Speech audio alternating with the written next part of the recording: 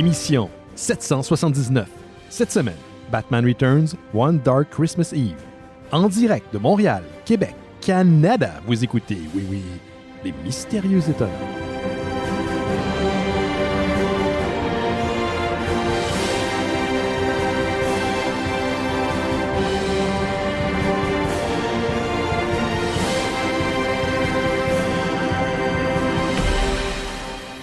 Bonjour à toutes et à tous, vous écoutez Les Mystérieux Étonnants, une émission en balado-diffusion consacrée au BD et à l'ensemble de la culture populaire.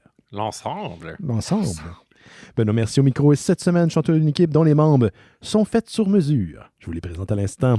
Le premier, ce qui l'inquiète le plus de l'intelligence artificielle, c'est qu'elle provient de la nôtre. Gauthier Langevin est avec nous. Salut Gauthier. Salut Benoît. Les billets dans l'intelligence artificielle, il y en a plein. Mais oui, c'est ça. Il y a beaucoup de monde qui... Puis j'ai compris, il y a comme une espèce de cabale en ce moment contre Midjourney et les intelligences artificielles qui font de l'illustration. Yep. Mais tu sais, il ne faut pas oublier que le plus gros problème avec Midjourney, c'est les gens qui utilisent Midjourney. Il y a ça. Mais je suis d'accord que c'est inquiétant pour l'avenir, mais je pense que ça peut quand même être un bon outil si c'est bien encadré et bien utilisé. Bien dit, Gauthier. C'est mon éditorial. Le dernier retrouvera dans son Bonne Noël cette année un morceau de charbon, mais aussi une orange du podcast Décideret. Mathieu Niquette est avec nous. Salut Mathieu. Salut, mon orange de Claude Crest, peut-être. Peut-être bien, oui. Si vous avez suivi le spécial de Noël, on sait que Claude Crest adore donner des oranges lors de la période des fêtes. Il y en a reçu une, je pense, aussi récemment dans un de ses shows, d'ailleurs, M. Crest, là, un de ses fans lui a apporté une orange quand même assez exceptionnelle. Et tu sais, il faut être actif encore à son âge, il faut le faire. C'est quelque chose. C'est incroyable. Mais peut-être c'est justement les oranges qui lui donnent le secret de sa longévité. Moi, je suis en train de me demander si c'est pas la crème de menthe qui fait que Claude Crest a survécu toutes ces années, qui est encore actif aujourd'hui. Je pense que je préfère mourir jeune. C'est sûr, de toute façon, l'alcool préserve les choses. Là, fait que c'est ça la clé. Oui, mais une fois mort, l'alcool préserve les choses, pas pendant que ton système est encore vivant. Je pense que là, ça fait juste le détruire. Peut-être. En tout cas, il y a un secret. Il y a un secret qu'on devra découvrir un jour. Ouais, alcool et menthe, c'est vrai que ça préserve tout en fraîcheur. Ça fait un cadavre. Ça fait un cadavre qui sent bon. Qui sent c'est la ça, menthe. même si tu ne survis pas à la fin. C'est bon, c'est tout le temps bon. Un bon petit sapin de Noël. Ben merci Mathieu d'être là. Les gars sont presque tous en congé cette semaine. Vous comprendrez que vendredi, on a notre spécial de Noël, le 23 à partir de 20h, sur toute notre plateforme, puis disponible en balado par après. Je pense qu'ils ont voulu prendre un petit break là, pour le lundi. Mais Gauthier est là, toi t'es là. Merci beaucoup. D'ailleurs, j'invite les gens à aller écouter votre spécial de Noël de Décideret que vous avez fait samedi dernier. C'était vraiment beau de vous voir réunis ensemble. Puis, mon Dieu, je dois le dire, puis j'espère qu'Étienne va l'entendre. Il porte très bien la robe de chambre, notre Étienne. Bon, quand on l'a vu rentrer dans le local, là, tu peux-tu croire comment on s'est senti? Imagine en vrai. Toi, tu l'as vu à distance. Imagine en vrai comment on se sentait. Là. On n'avait pas juste l'image. Là. Nous, on avait tous les autres sens là, à notre disposition. T'as-tu gardé finalement la boîte de PlayStation 5 de Julien ou finalement il l'a repris, ce petit cheap? J'ai pas gardé la boîte, mais j'ai gardé la couverture de Riri, Fifi et Loulou qui traîne encore chez nous. Bon, là, Julien étant cheap, il m'a dit « rapporte-moi-la quand tu pourras ». Mais pour l'instant, j'en ai la garde partagée. Fait que ça va. Puis revenez quand, Niquette, tu le sais-tu, pour décider après les fêtes? Pas clair encore, la 2e ou la 3e de janvier. On s'enligne pour ça, mais étant donné que notre contrat n'est pas encore renouvelé, parce que les budgets ne sont pas encore débloqués. À travailler à l'intérieur de Juste pour Rire, tu te rends compte qu'une grosse machine comme ça, c'est compliqué à faire Tout fonctionner. Est compliqué. Là. Tout tient que la gomme et du tape, man, dans la vie. Là. C'est surprenant à quel point ça va pas plus mal plus souvent, en fait. Ouais, c'est ça. Puis tu sais, nous autres, on est habitués de travailler avec des petites choses qui tiennent avec de la gomme et du tape, ça va. Sauf que là, c'est un paquebot géant. Puis ça fait beaucoup de gomme puis beaucoup de tape. Fait que tu penses que quand tu arrives dans des organisations, puis là c'est vraiment pas pour parler contre l'organisation. Non, c'est toutes les organisations. Je travaillais au casino de Montréal puis c'était comme ça aussi. Fait que c'est juste que c'est ça, chacun a son bout de tape, chacun a son chewing gum puis tout le monde fait sa job, mais tu te rends compte que tabarouette c'est quand même fragile, cette affaire-là, puis c'est pas automatique, tu sais. J'avais comme naïvement l'impression que tout allait, tu sais, qu'on n'allait pas avoir les mêmes impairs que quand on monte nos propres shows pis ces choses-là, mais c'est le même genre d'impair à une échelle différente, tu sais. Fait qu'au lieu d'attendre après... au lieu d'attendre après quelques centaines de dollars, on attend après quelques millions de dollars. Et voilà. Puis là, tu sais, c'est de savoir est-ce qu'on va en avoir 3, ou on va en avoir 2, ou on va en avoir 1. Puis, tu sais, des petites questions comme ça. Ça doit être de même chez Apple aussi. C'est juste qu'ils paniquent dans des bureaux qui sont très beaux. C'est juste ça. Puis moi, ça me fait capoter d'entendre les gens lancer justement des chiffres comme ça de « Ah ben là, on a 150 000 de plus ou de moins que prévu. » Là, moi, je suis là, mon Dieu. C'est donc bien beaucoup d'argent. Là, j'en reviens après un an, mais au début, je comprenais pas qu'on balance des chiffres aussi gros avec autant de légèreté. Exact. D'autres, c'est que ça fait quoi, 17 ans que le podcast des Mystérieux existe, puis tu sais, je pense que le plus qu'on a mis dans un événement, c'est 300$ peut-être. Là. C'est pas qu'on n'a pas besoin de votre argent, mais on fait pas mal avec peu. Là. On l'a toujours fait en frottant des 25 cents. C'est ça, je replugue le spécial des Mystérieux. Ça, c'est ce vendredi 20h partout. Vous avez encore le temps, mais très peu de temps, pour m'envoyer un message vocal. Celui-ci pourrait être joué durant la diffusion de vendredi. On utilise une plateforme qui s'appelle SpeakPipe. Donc, vous allez sur speakpipe.com/mystérieux. SpeakPipe, c'est SPEAKPIPE.com/mystérieux. Et après le X, vous mettez un E. Vous mettez un souhait de Noël, ça peut être un commentaire, une question ou juste une salutation, quelque chose de vraiment simple. Je pense que les gens sont quand même assez gênés en général, puis ils hésitent, puis attendent la dernière minute. Mais cette semaine, j'ai 10 000 affaires à faire, non seulement par rapport au spécial de Noël, mais aussi j'ai une chronique à remettre pour en 5 minutes là, sur Cube. Donc, j'ai pas mal de choses là, à jongler en même temps, plus un enregistrement de bifurcation demain pour les membres Patreon et les membres Patreon. Donc, si vous voulez faire ça dès maintenant, je vois que Mysterio Sam le partage sur Twitch, merci beaucoup. Ça sera fort apprécié. Et je vous l'annonce tout de suite, je vais garder la plateforme pour le futur des Mystérieux pour notre 17e saison. Donc, pour moi, ça va être un genre de... Tu sais, comme ce que Letterman avait, le mailbag dans son Late Night Show jadis. Ben moi, je vais vous entendre parler. Peut-être à l'habitude, vous allez vous déjeuner. Puis on va avoir ce lien-là au moins avec notre audience. Puis c'est cool de vous entendre. J'en ai reçu quelques-uns, mais pas beaucoup. Fait que prenez le temps, s'il vous plaît.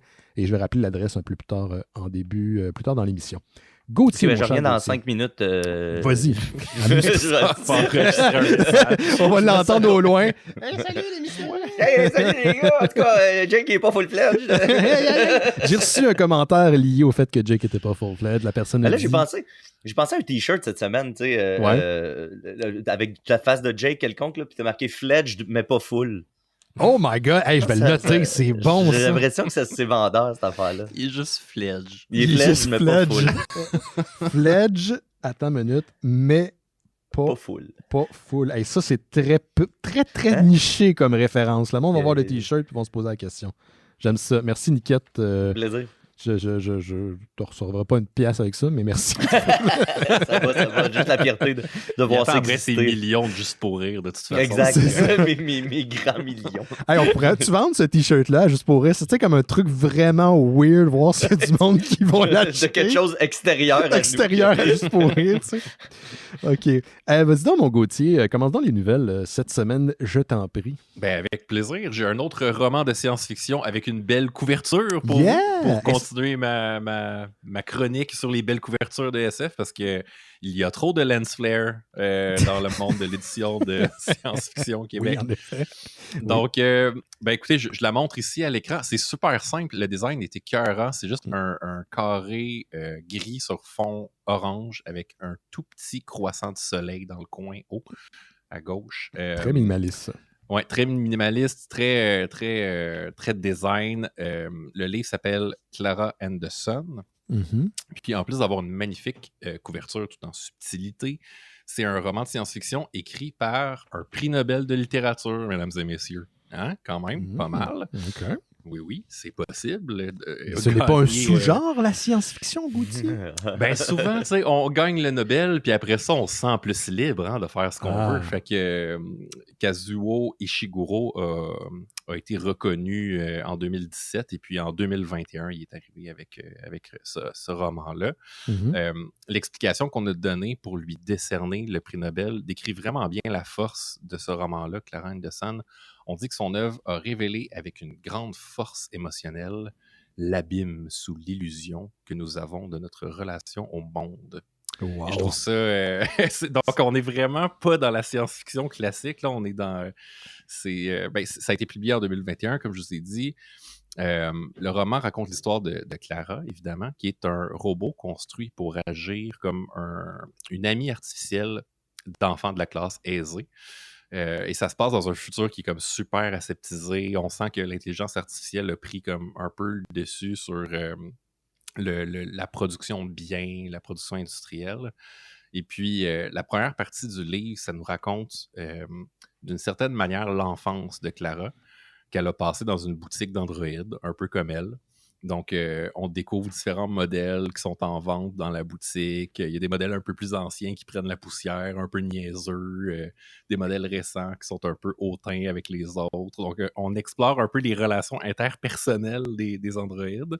Et puis, c'est vraiment étrange comme on empathise vraiment vite avec Clara, alors que, tu sais, c'est un androïde conçu pour être l'ami des enfants, là. Puis parce qu'elle a une espèce d'innocence super touchante. Je compare un peu ça pour les gens de notre génération. Johnny 5 de Cœur Circuit. Ah oui. Il y a comme on care tellement pour ce robot-là, alors que tu sais, ouais. Surtout quand il en mange une calice dans le deuxième. Là. Moi, ça me foutait la chienne. Moi, j'ai beaucoup pleuré, petit. Beaucoup pleuré. Puis ben c'est ça, on découvre rapidement aussi qu'elle a une espèce de talent pour lire les émotions chez les gens. On sait pas trop si c'est à cause d'un bug ou si c'est parce qu'elle a été programmée comme ça, mais souvent, sa vision va se fragmenter en plusieurs fenêtres, puis elle va faire comme des close-ups sur des morceaux de visage, des morceaux de paysage, puis elle va se mettre à décrire qu'est-ce qui se passe dans ces petites fenêtres-là. Puis c'est comme une espèce de, pas de métaphore, mais un peu en même temps des tropes qu'on va déceler nous-mêmes chez les gens quand on va focusser sur une expression ou bien sur un clignement d'œil. J'ai vraiment trouvé ça super habile là, de la part de l'auteur. Bref, Clara se fait acheter par une famille assez aisée. C'est la famille de Josie, qui est une jeune fille à la santé fragile, avec qui elle va développer une amitié complexe. Elle découvre au fil du temps les drames qui ont marqué l'histoire de la famille. L'absence du père, la mort d'une sœur, qu'on ne sait pas trop comment c'est arrivé, qui a vraiment énormément marqué la mère de la famille. Donc, c'est comme des espèces de drames qui hantent la maison où Clara essaie de trouver sa place. Puis là, étant donné que je vous raconte ça, tu sais, d'une manière un peu comme l'histoire, là, je suis sûr qu'il y a des gens qui sont comme « Ouais, ça ressemble pas mal au film AI ». Je sais pas si vous vous rappelez comme... Ouais, ça ressemble à ça, puis ça ressemble un peu à la prémisse du film d'horreur qui s'en vient, le Megan, de James Wong, qui est comme un genre de... Chucky. Non, moi, les petites catins, là, ça me fout à la chienne. C'est ça. Mais il y a quand même certaines similitudes avec le film de Spielberg, mais l'intérêt vraiment de Clara Anderson, c'est pas vraiment dans l'histoire, c'est beaucoup plus dans la relation entre les personnages. Cool. C'est avant tout ce qui est pas dit, ce qui est suggéré. C'est vraiment là toute la force du roman. Là. On lit un peu comme un détective qui essaie de creuser l'histoire de la famille à travers le regard innocent de Clara. On découvre aussi que la robot, ça se dit, hein? Ouais. Notre un robot. Elle développe une espèce Powers de... disait Robette, mais... Robette, oui, dans la version française, c'est vrai. Ouais. Je me fierais pas trop à ce qu'Austin Powers dit. Ouais, c'est vrai. Puis surtout que, tu sais, dans ma tête, le robot est comme... C'est un enfant, en tout cas. Ouais. Bref, la robot développe une espèce de spiritualité qui la lie au soleil. C'est pour ça que ça s'appelle Clara Anderson. Parce que le soleil lui procure son énergie parce qu'elle fonctionne à l'énergie solaire. Puis elle a une espèce de fascination pour le soleil. Puis ça devient comme un peu sa religion, le soleil. Puis ça amène vraiment des grands moments de poésie. Donc, si vous voulez proposer un excellent roman de science-fiction à quelqu'un qui est un peu snob ou qui doute de la force de la littérature de science-fiction, c'est le cadeau idéal. Rappelle donc le titre et l'auteur, s'il te plaît, Gauthier. Clara Anderson de Kazuo Ishiguro. Disponible en français? Je le sais pas, moi je l'ai lu en anglais chez Knopf. J'ai vu que tu avais une édition cartonnée, puis ça c'est le propre souvent des éditions américaines, anglophones. Des belles éditions. Mais ça m'étonnerait pas là, qu'il soit disponible. Comment laisse-moi te poser une question, Gauthier, parce que tu lis tous les livres dont tu parles à l'émission, puis tu en lis quand même pas mal. Moi j'ai de la misère à finir un roman parce que c'est une mauvaise habitude que j'ai prise dans les 3 dernières années, c'est que je check mon sel. C'est vraiment aussi stupide que ça. Fait que comment tu te crées du temps pour lire? Ça semble simple comme question, mais est-ce que tu as un rituel, genre avant d'aller te coucher ou un moment, ou c'est juste quand tu peux? Quand je peux, habituellement avant d'aller me coucher, mais aussi le week-end. Puis, il y a des manières de lire aussi, parce que moi j'ai étudié en littérature où il fallait lire 81 livres pendant notre t'es habitué, t'es entraîné. Fait que, c'est ça, tu développes des trucs, pour aller vite, là. Lire par paragraphe. Ou, ça vient avec l'habitude. Là. C'est un muscle qu'on doit entraîner. Et oui, comme l'attention et l'empathie. Voilà. Ouais, puis en même temps que je vous parle, je fais une petite recherche, puis j'ai pas l'impression qu'elle est... Ah oui, c'est disponible, Clara et le Soleil. Oui, on le confirme, Dominique Carrier dans le chat. Chez Gallimard. Oui. D'ailleurs, Dominique Carrier, qui est un ami à nous depuis plusieurs années, il y a quelques années de ça, il y a 10 ans, j'en ai parlé à l'émission, après un party de fête, on a retrouvé des livres de Twilight partout dans l'appart. Et à ce jour, je soupçonne que c'est Dominique et lui prétend que non. Et cette semaine... C'est pas encore... Non, je sais pas c'est qui. Moi, d'après moi, c'est lui ou c'est Julien, genre. Ouais, il aurait-tu vraiment acheté 4 livres de Twilight? Julien aurait mis des photos porno. Il aurait pas mis des romans. Non, mais Julien Paris-Sorel, tu sais, c'est genre... OK. Il est tombé dans un croque-livre là, sur 4 romans. Ça serait son genre. Ça dans le frigo. Ouais, c'est ça se pourrait. Un que j'ai retrouvé plusieurs années plus tard, d'ailleurs. Pas longtemps... genre 4-5 ans plus tard. Mais il dit que c'est pas lui. Mais en tout cas, on va voir. Vas-y donc, mon petit Niquette. Moi, je vais vous parler de James Cameron aujourd'hui, mais pas pour vous parler de la deuxième opus d'Avatar. Non, ça va. J'ai rien à dire là-dessus. Je me souviens à peine du premier. J'ai pas tant l'intention d'aller voir le deuxième non plus. On dirait que ça me jamais vu. Ça me laisse un peu ni chaud ni froid. Le premier film, tu sais, je suis allé le voir puis j'en suis ressorti... assez indifférent. Là, je me souviens que ça m'a pas fait triper plus qu'il faut. Je suis pas non plus... je pense que je suis pas le meilleur public pour recevoir des films en 3D comme ça. Là. Ça te fait rusher? Mon œil, c'est pas encore tout à fait habitué à ça. Là, je sais pas, depuis que j'ai une Oculus Quest, peut-être que je suis plus habile à voir du 3D, mais à l'époque, je m'attendais... aussi, c'était très hypé, puis je m'attendais à quelque chose d'immense, puis c'était juste un film en 3D, finalement. Fait que... Bref, c'est pas de ça que je veux vous parler. Je veux vous parler de cette fameuse théorie du Titanic, selon laquelle, on le sait, Jack aurait pu survivre. Ce fameux débat qui fait rage. Ben oui, sur la fameuse porte. Débat d'ailleurs qui c'est pas tant un débat parce qu'on dirait que tout le monde semble s'accorder pour dire que Jack aurait dû et pu survivre à tout ça. Oui. Ça a même été théorisé par Mythbusters. Il y a même les vedettes du film elles-mêmes qui ont dit qu'elles pensaient que Jack effectivement aurait pu survivre avec la porte. Mais là, James Cameron, lui, est tanné de ça. Il l'a évoqué, il avait fait un petit tollé en 2019 en disant qu'il était un peu tanné de ce débat-là. Qui est la meilleure façon de faire taire l'Internet, là, c'est de leur dire de se faire ma gueule. De dire arrêtez d'en parler. Ça me gosse vraiment. Ah ouais, check bien ça. Ben là, James Cameron a dit au Toronto Sun, dans le cadre d'une entrevue pour Avatar 2, justement, qu'ils ont réalisé, je sais pas c'est qui ce on-là, ils disent oui, fait que c'est eux, les gens autour de James Cameron ont réalisé une analyse légale avec un expert en hypothermie. Ben voyons. Et il y aura un spécial qui va sortir en février prochain. Tout à fait, pour montrer qu'ils avaient effectivement raison de prétendre que Jack ne pouvait pas survivre à ça pour des raisons hypothermiques. Ça sortira pas. C'est pas out of the blue. C'est pas juste un projet comme ça que James Cameron a décidé de sortir. C'est que ça va sortir juste à temps pour la restauration en 4K du film Titanic qui va sortir la fin de semaine de la Saint-Valentin, le 10 février prochain. Fait que je pense qu'il y en a profité pour essayer de voir qu'est-ce qu'on peut gratter, qu'on n'a pas encore gratté à propos du Titanic qui est sorti En 97, quand même. C'est fou, hein? C'est fou. Ouais. Il a réussi à trouver quelque chose qui n'avait pas été... une question qui n'avait pas encore été vidée. Puis, ça sera vidé, donc, le 10 février. Ce qu'ils ont fait, la méthodologie, c'est qu'ils ont pris 2 cascadeurs qui avaient des dimensions, des mensurations similaires à celles de Kate Winslet et Leonardo DiCaprio. Puis ils ont fait le test en recréant la porte et tout ça avec l'expert en hypothermie. Et ils en sont donc venus à la... C'est qui ce gars-là? Genre, dans quoi il est les études? C'est quoi? Ouais, c'est ça. Tu sais, c'est un forensic expert, là. Fait que c'est dans le domaine légal. Fait que ça doit être je présume que c'est une spécialisation dans le domaine légal c'est une branche là, tu sais, qui dévie peut-être vers le haut ou le bas comme un glaçon. Il est probablement québécois.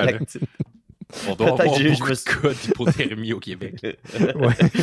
Fait que bref, vous allez avoir on va en avoir le cœur net ou pas, que ça va relancer le débat pour la sortie du film en 26K dans quelques années d'ici. Mais bref, ça s'en vient en février prochain en même temps. Donc, la version 4K, pour ceux qui voudront revoir ça dans une qualité encore plus fantastique. Ben oui, tu vas voir tout ce monde-là mourir en HD, ça va être super. Super HD. J'ai vu une entrevue avec DiCaprio quand donc le cop est sorti, puis la question lui a été posée, puis bien sûr, le monde qui était autour, c'était des gens qui avaient des questions à propos de ça.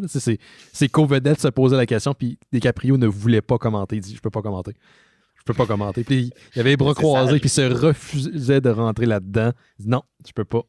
Fait que, il avait l'air, moi en tout cas, c'est mon interprétation, là, mais il avait l'air à dire ben oui, je peux monter ça à la porte si je voulais. C'est parce que le problème, c'est que si t'en parles une fois, j'ai l'impression que t'en as pour comme 2 mois à répondre à des questions puis à vivre là-dedans. En même temps, tu sais, c'est pas parce que la vedette va adresser la problématique puis qu'elle va dans une direction ou l'autre que ça va la fermer, parce que, souvenez-vous, le Christy de débat qu'il n'y en ait pas un, à savoir, est-ce que Die Hard est un film de Noël? Puis le Bruce Willis a dit dans un roast qu'il y a eu il y a plusieurs années sur Comedy Central, ce n'est pas un film de Noël. Fuck off, c'est un film de Noël. Je l'ai écouté la semaine passée sur Discord, c'est un Christy de bon film de Noël en plus. Ben oui. C'est une tradition chez nous.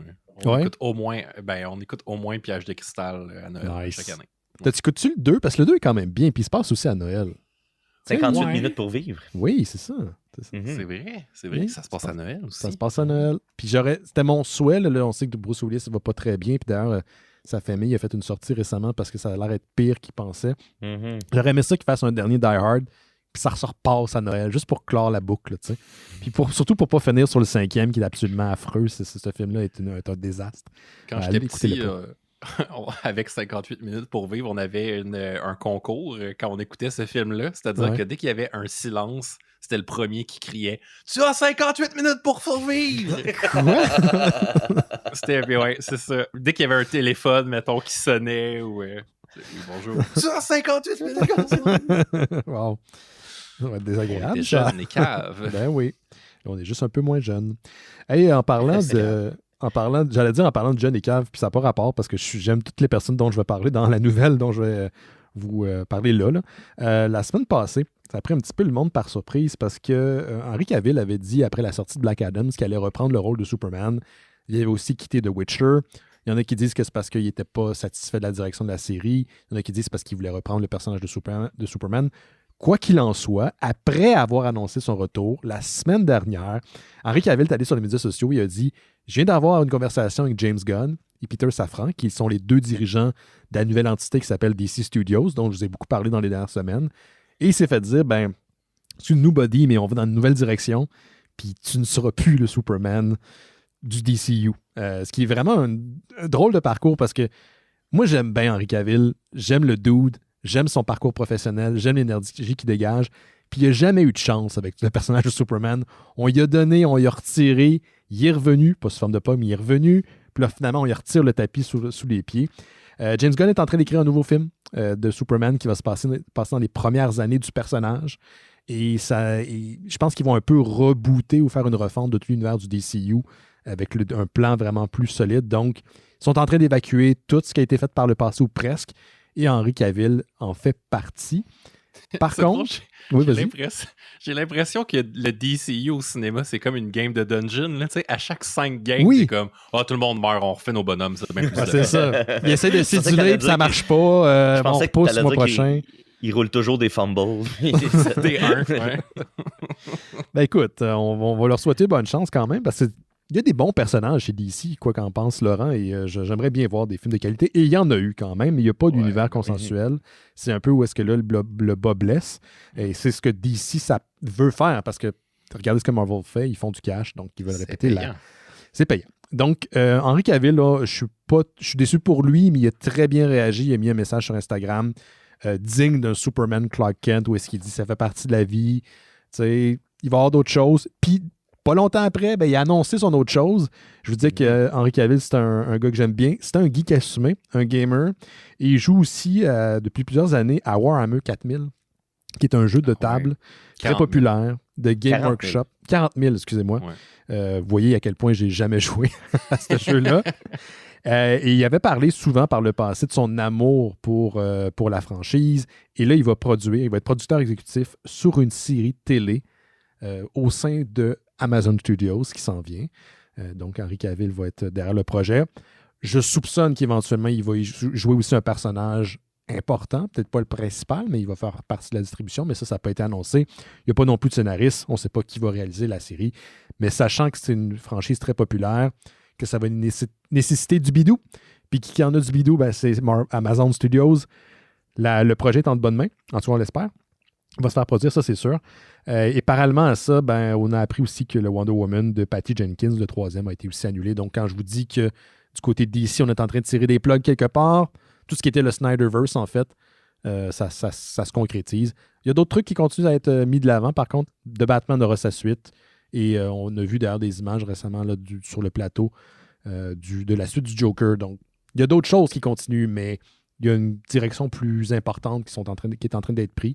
Et malheureusement, Henry Cavill n'en fait pas partie. Mais hey, c'est pour moi, je trouve que c'est génial pour comme le geek qui est Henry Cavill de hey man, j'ai trippé sur ces trucs-là toute ma vie, sur The Witcher, sur Superman, sur Warhammer, puis là, je peux y participer. Je trouve que c'est cool. Je suis content comme pour lui, genre, c'est bizarre à dire, mais je suis content pour lui. Ben, moi, tout, j'ai l'impression qu'il a réussi à super bien se positionner, puis peu importe ce qui arrive avec ces projets-là actuels, sa niche est comme faite dans sa caractère. On le sait qu'il est capable de jouer, que c'est un acteur efficace, puis sa passion est là. Fait que je pense que automatiquement, quand il va avoir des projets le moindrement geek, c'est sûr que son nom va revenir sur sa table, assurément.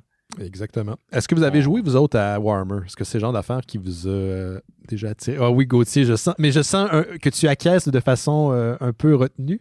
C'est le genre d'affaire qui tape dans ton portefeuille d'adolescent. Il paraît, oui. Beaucoup, hein? Oui. Ah ouais, hein? C'est vraiment cher. Là. Moi, j'avais une armée d'orques de Warhammer 40 000 quand j'étais au secondaire. Puis, tu sais, ça n'a pas rapport. Là. C'est tellement cher. Là.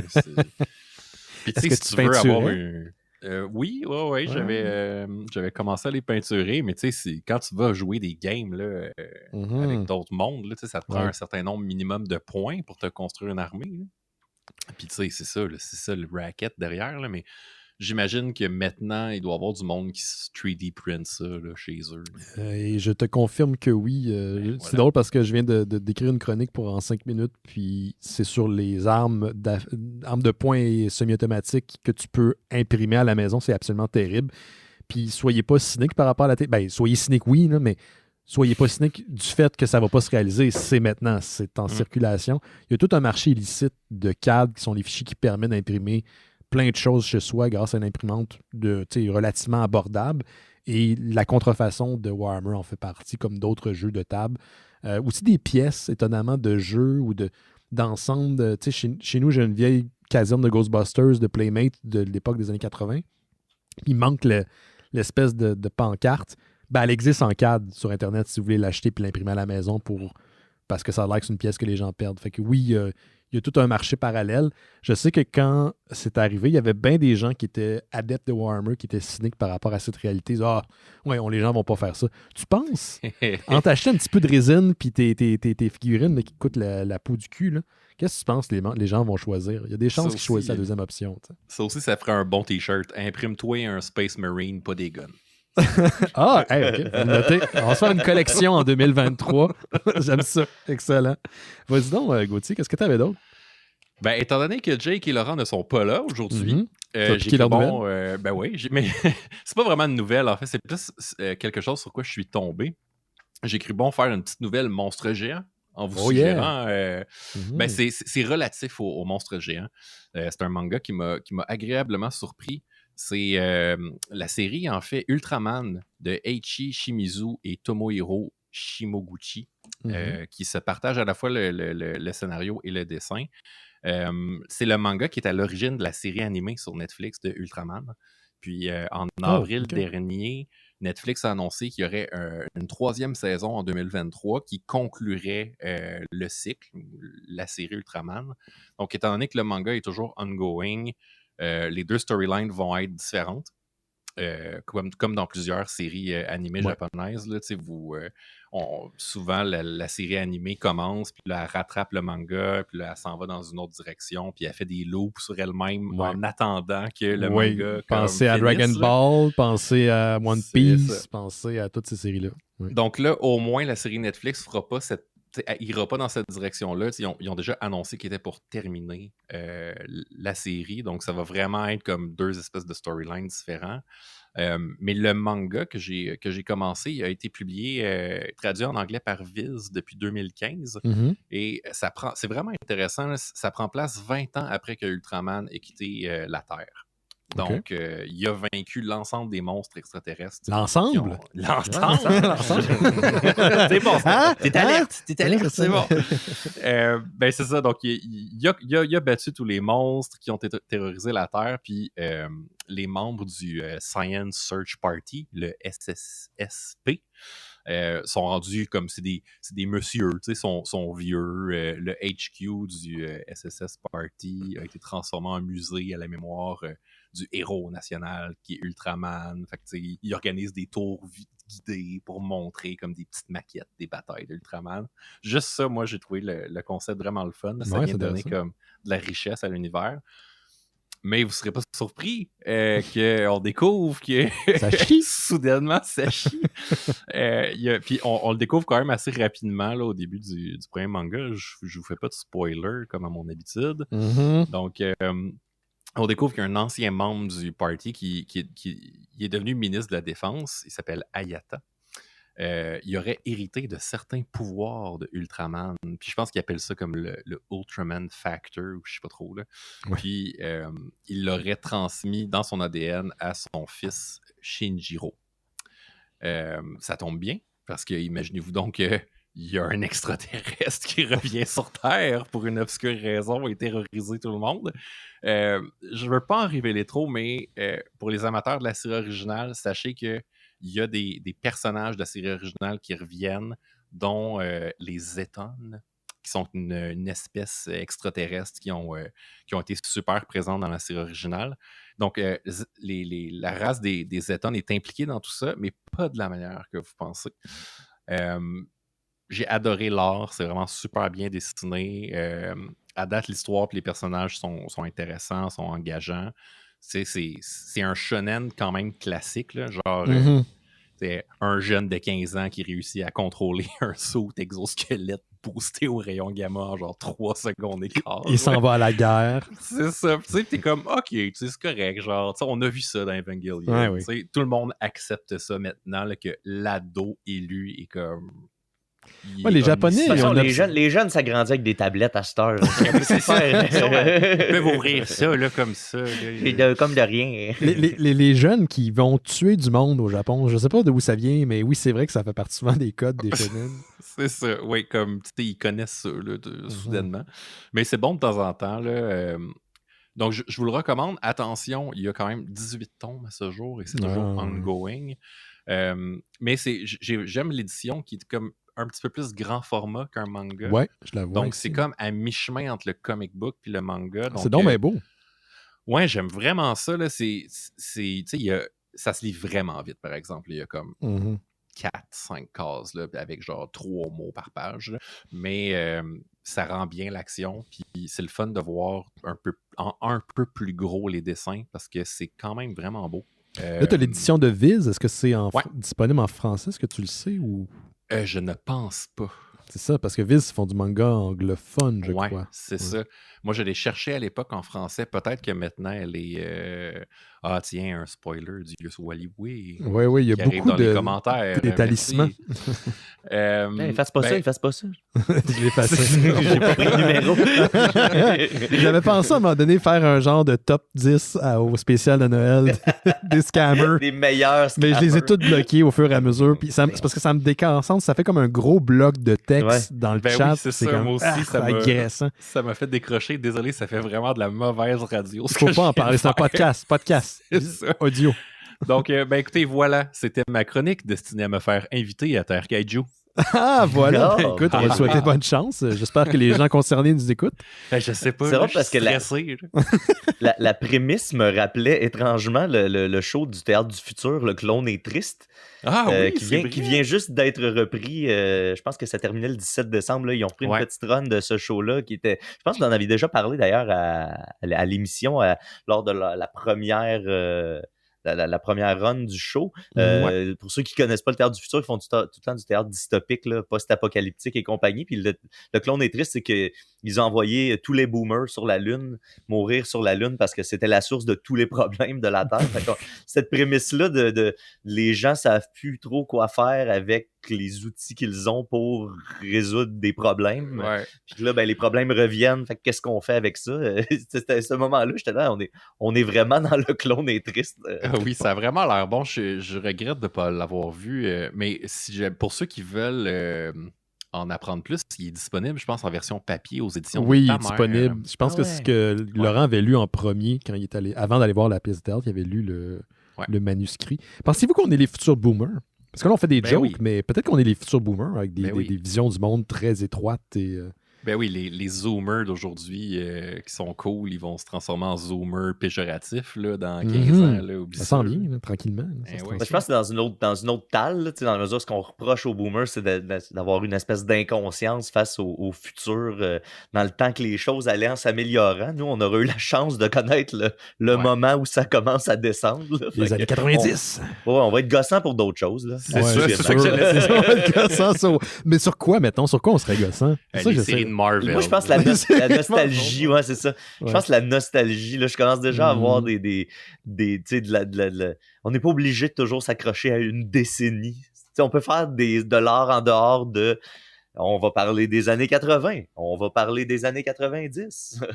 On va idéaliser une décennie. J'ai une nouvelle concernant Stranger Things tantôt, puis je pensais à tous les gens qui ont connu des séries comme Star Trek, puis c'est revenu, ou une nouvelle mouture, ou une nouvelle itération, puis il y a des personnages d'origine qui reviennent. Je me dis, peut-être que Stranger Things, éventuellement, ça va être ça dans 20 ans. 15-20 ans, ils vont ramener Stranger Things, puis ça va se passer au début des années 2000. Les personnages vont être adultes, puis leurs enfants vont écouter American Pie, puis des affaires vraiment fucked up. Là, ça va se passer. Ils sortent that 90s show, là. Ouais. Qui s'en oui, c'est vrai. Bientôt. Sur Netflix. On est là. Ça va être bizarre, ça. Et je vais me sentir vieux, là, that 90s show. Puis, on s'entend que Kitty, elle a pas vieilli. Oui. Non, ça, les deux, Red et Kitty qui reviennent, tu fais comme, mais ça fait longtemps, là, that 70s show. Ça fait très longtemps, là. Mais je pense qu'il est arrangé plus vieux aussi à l'époque, c'est pour ça. Peut-être. Non, moi, je pense qu'ils ont bu à la même fontaine que Paul Rudd. Que Betty White. Betty White. Feu Betty White. Colin. Moi, je pense pas qu'elle est morte pour vrai. Je pensais juste qu'elle allait se faire découvrir. Et sur une île avec Janine Suto.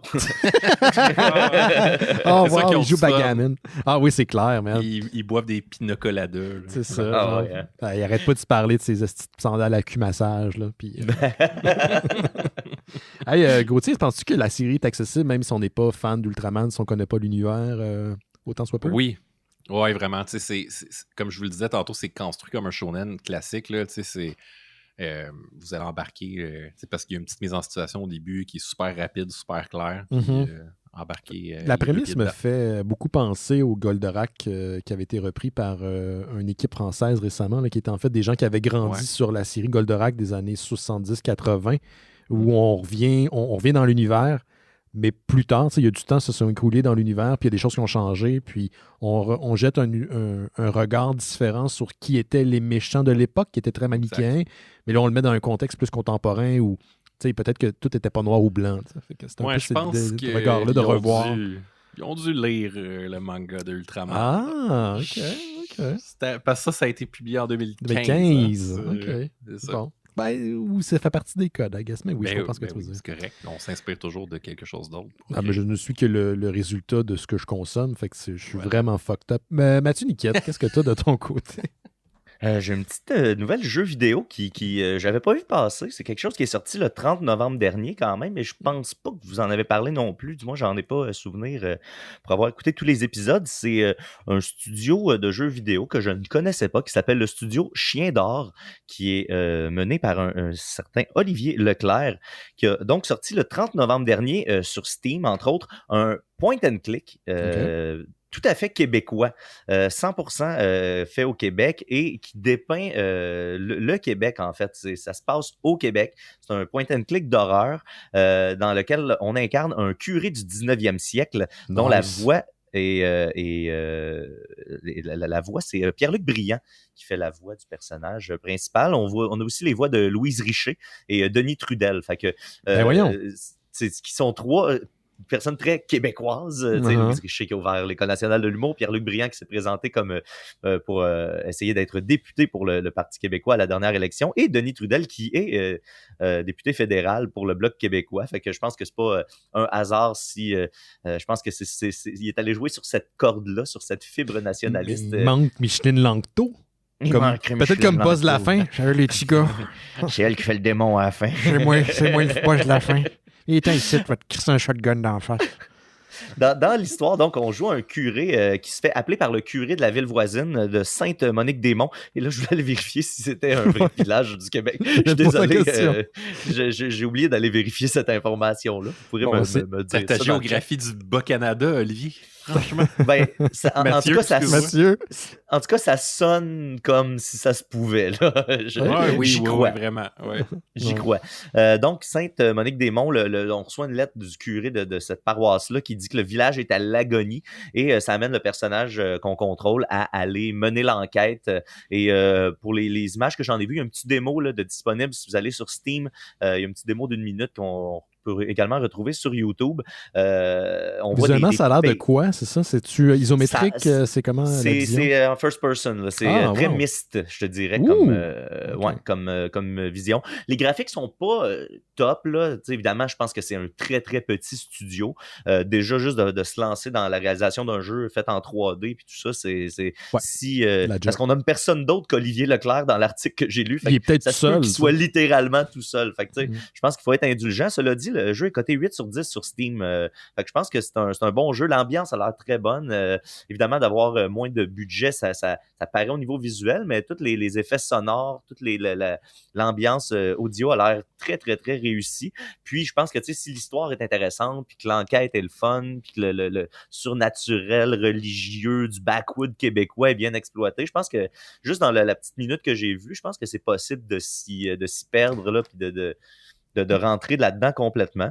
Mais la prémisse est rafraîchissante. Le fait de revisiter ou de visiter le Québec, mais d'un autre point. Je trouve qu'on raconte souvent les mêmes histoires au Québec. Puis c'est pas que c'est mauvais, mais ça devient un peu lassant. Fait que le côté genre, mais québécois, c'est rafraîchissant. Je trouve ça intéressant. Puis, tu sais, ce que Olivier disait, c'est qu'on est une des mecs du jeu vidéo dans le monde. Ben oui. Il y a à peu près pas de jeu qui se passe au Québec, finalement. Il y avait je me rappelle, il y a plusieurs années qui disaient qu'il allait peut-être avoir genre un GTA qui allait se passer à Montréal, genre Gran Turismo, là, ou de quoi de même. Là, tu peux jamais accélérer, il y a tout le temps des poules. C'est ça, t'es pris des comptes orange, puis des épreuves de slalom. Ton auto brise. Bref, là, on voit ça. Il y a des paysages typiquement québécois. Il y a des bâtiments typiques du Québec aussi qui ont été repris dans des livres d'histoire. Je me souviens plus c'est quel bâtiment, mais qui est calqué sur un bâtiment qu'on peut retrouver au village québécois d'antan, qui lui-même est inspiré d'un bâtiment historique. Ça a été inspiré, entre autres, par le travail de l'historien Jacques Lacourcière, avec qui on a grandi. Fait qu'on s'est basé vraiment sur des livres faits par des historiens de l'art aussi du Québec. Fait que je pense que c'est vraiment un souci. Ouais, cool. Le premier souci du jeu, c'est d'être fidèle à l'histoire québécoise. Puis le bonus, c'est le jeu en soi, avec des crucifix, puis du sang. Puis, Fait que, le jeu est sorti ou il va sortir? Oui, il est sorti le 30 novembre dernier. Ah, s'il y a un expansion pack, je vais faire une voix dedans. Ça me tente de faire. J'aimerais ça. Olivier Leclerc. Ben oui. Oui, l'invitation est lancée. Nos voix radio-canadiennes. Mais oui, nous sortons des voix comme ça, mais je suis le cul. Puis tu sais, je veux dire, je sais pas qui moi, je fais pas de jeux vidéo, là, je fais juste un petit peu de graphisme, mais là, je viens d'avoir le goût de jouer un expansion pack. Là, il y a Diablo 4 qui s'en vient, version Micheline Langto. Imagine, là, au lieu de la face de l'élite dans le loading screen, c'est elle. T'as wow, avec des flammes, mais ce serait malade. Là. Qu'est-ce que t'as contre Micheline? Pauvre Micheline. Non, je l'aime, Micheline, parce que c'est comme un gag de bifurcation, le podcast exclusif des Monts Pécheurs Mystérieux Talents. Okay. Où est-ce qu'à un moment donné, on la mettait dans plein de situations, mais je l'adore, elle est géniale, cette femme que j'ai rencontrée une fois, j'étais vraiment intimidé. Elle a une énergie là, vraiment intense, elle est vraiment cool, je l'aime pour vrai. Mais je veux la voir. Tu parles de Diablo parce que je vais vous en reparler tantôt de Diablo 4. Cool. Merci, Niquette.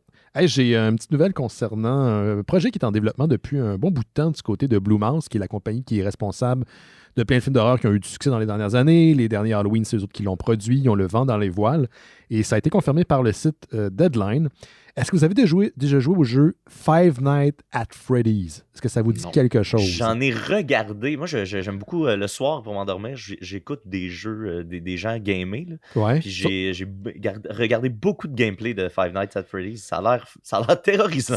Moi, j'ai joué une fois, très brièvement, mais c'est comme vraiment fait pour que je pogne une crise cardiaque. Moi, je fais le soir rien dans la vie, fait que je joue à des jeux comme ça, juste l'anticipation, je saute, puis Gauthier va pas confirmer, il y a plusieurs années de ça, on a fait un petit let's play, puis quand j'ai fait sur PC sur Start du jeu, je me souviens plus le nom, là, mais l'écran est devenu noir brièvement quand il a transité du menu au jeu réel, et j'ai fait le saut. Terrorisé par un black screen. Un black screen. Elle va pas au théâtre, mon gars, tu vas capoter. Il ferme les lumières. Ah, mon Dieu, on va tous voir. Je vois plus personne. Je suis seul dans le monde. Mais tu frappais tellement ses cuisses, t'avais des bleus le lendemain. Oui, je sais, esti. Je suis pas bon, je fais du saut à rien. Mais Five Nights at Freddy's, ça a vraiment un succès culte. Là. Il y a plusieurs itérations du jeu qui sont sorties par la suite.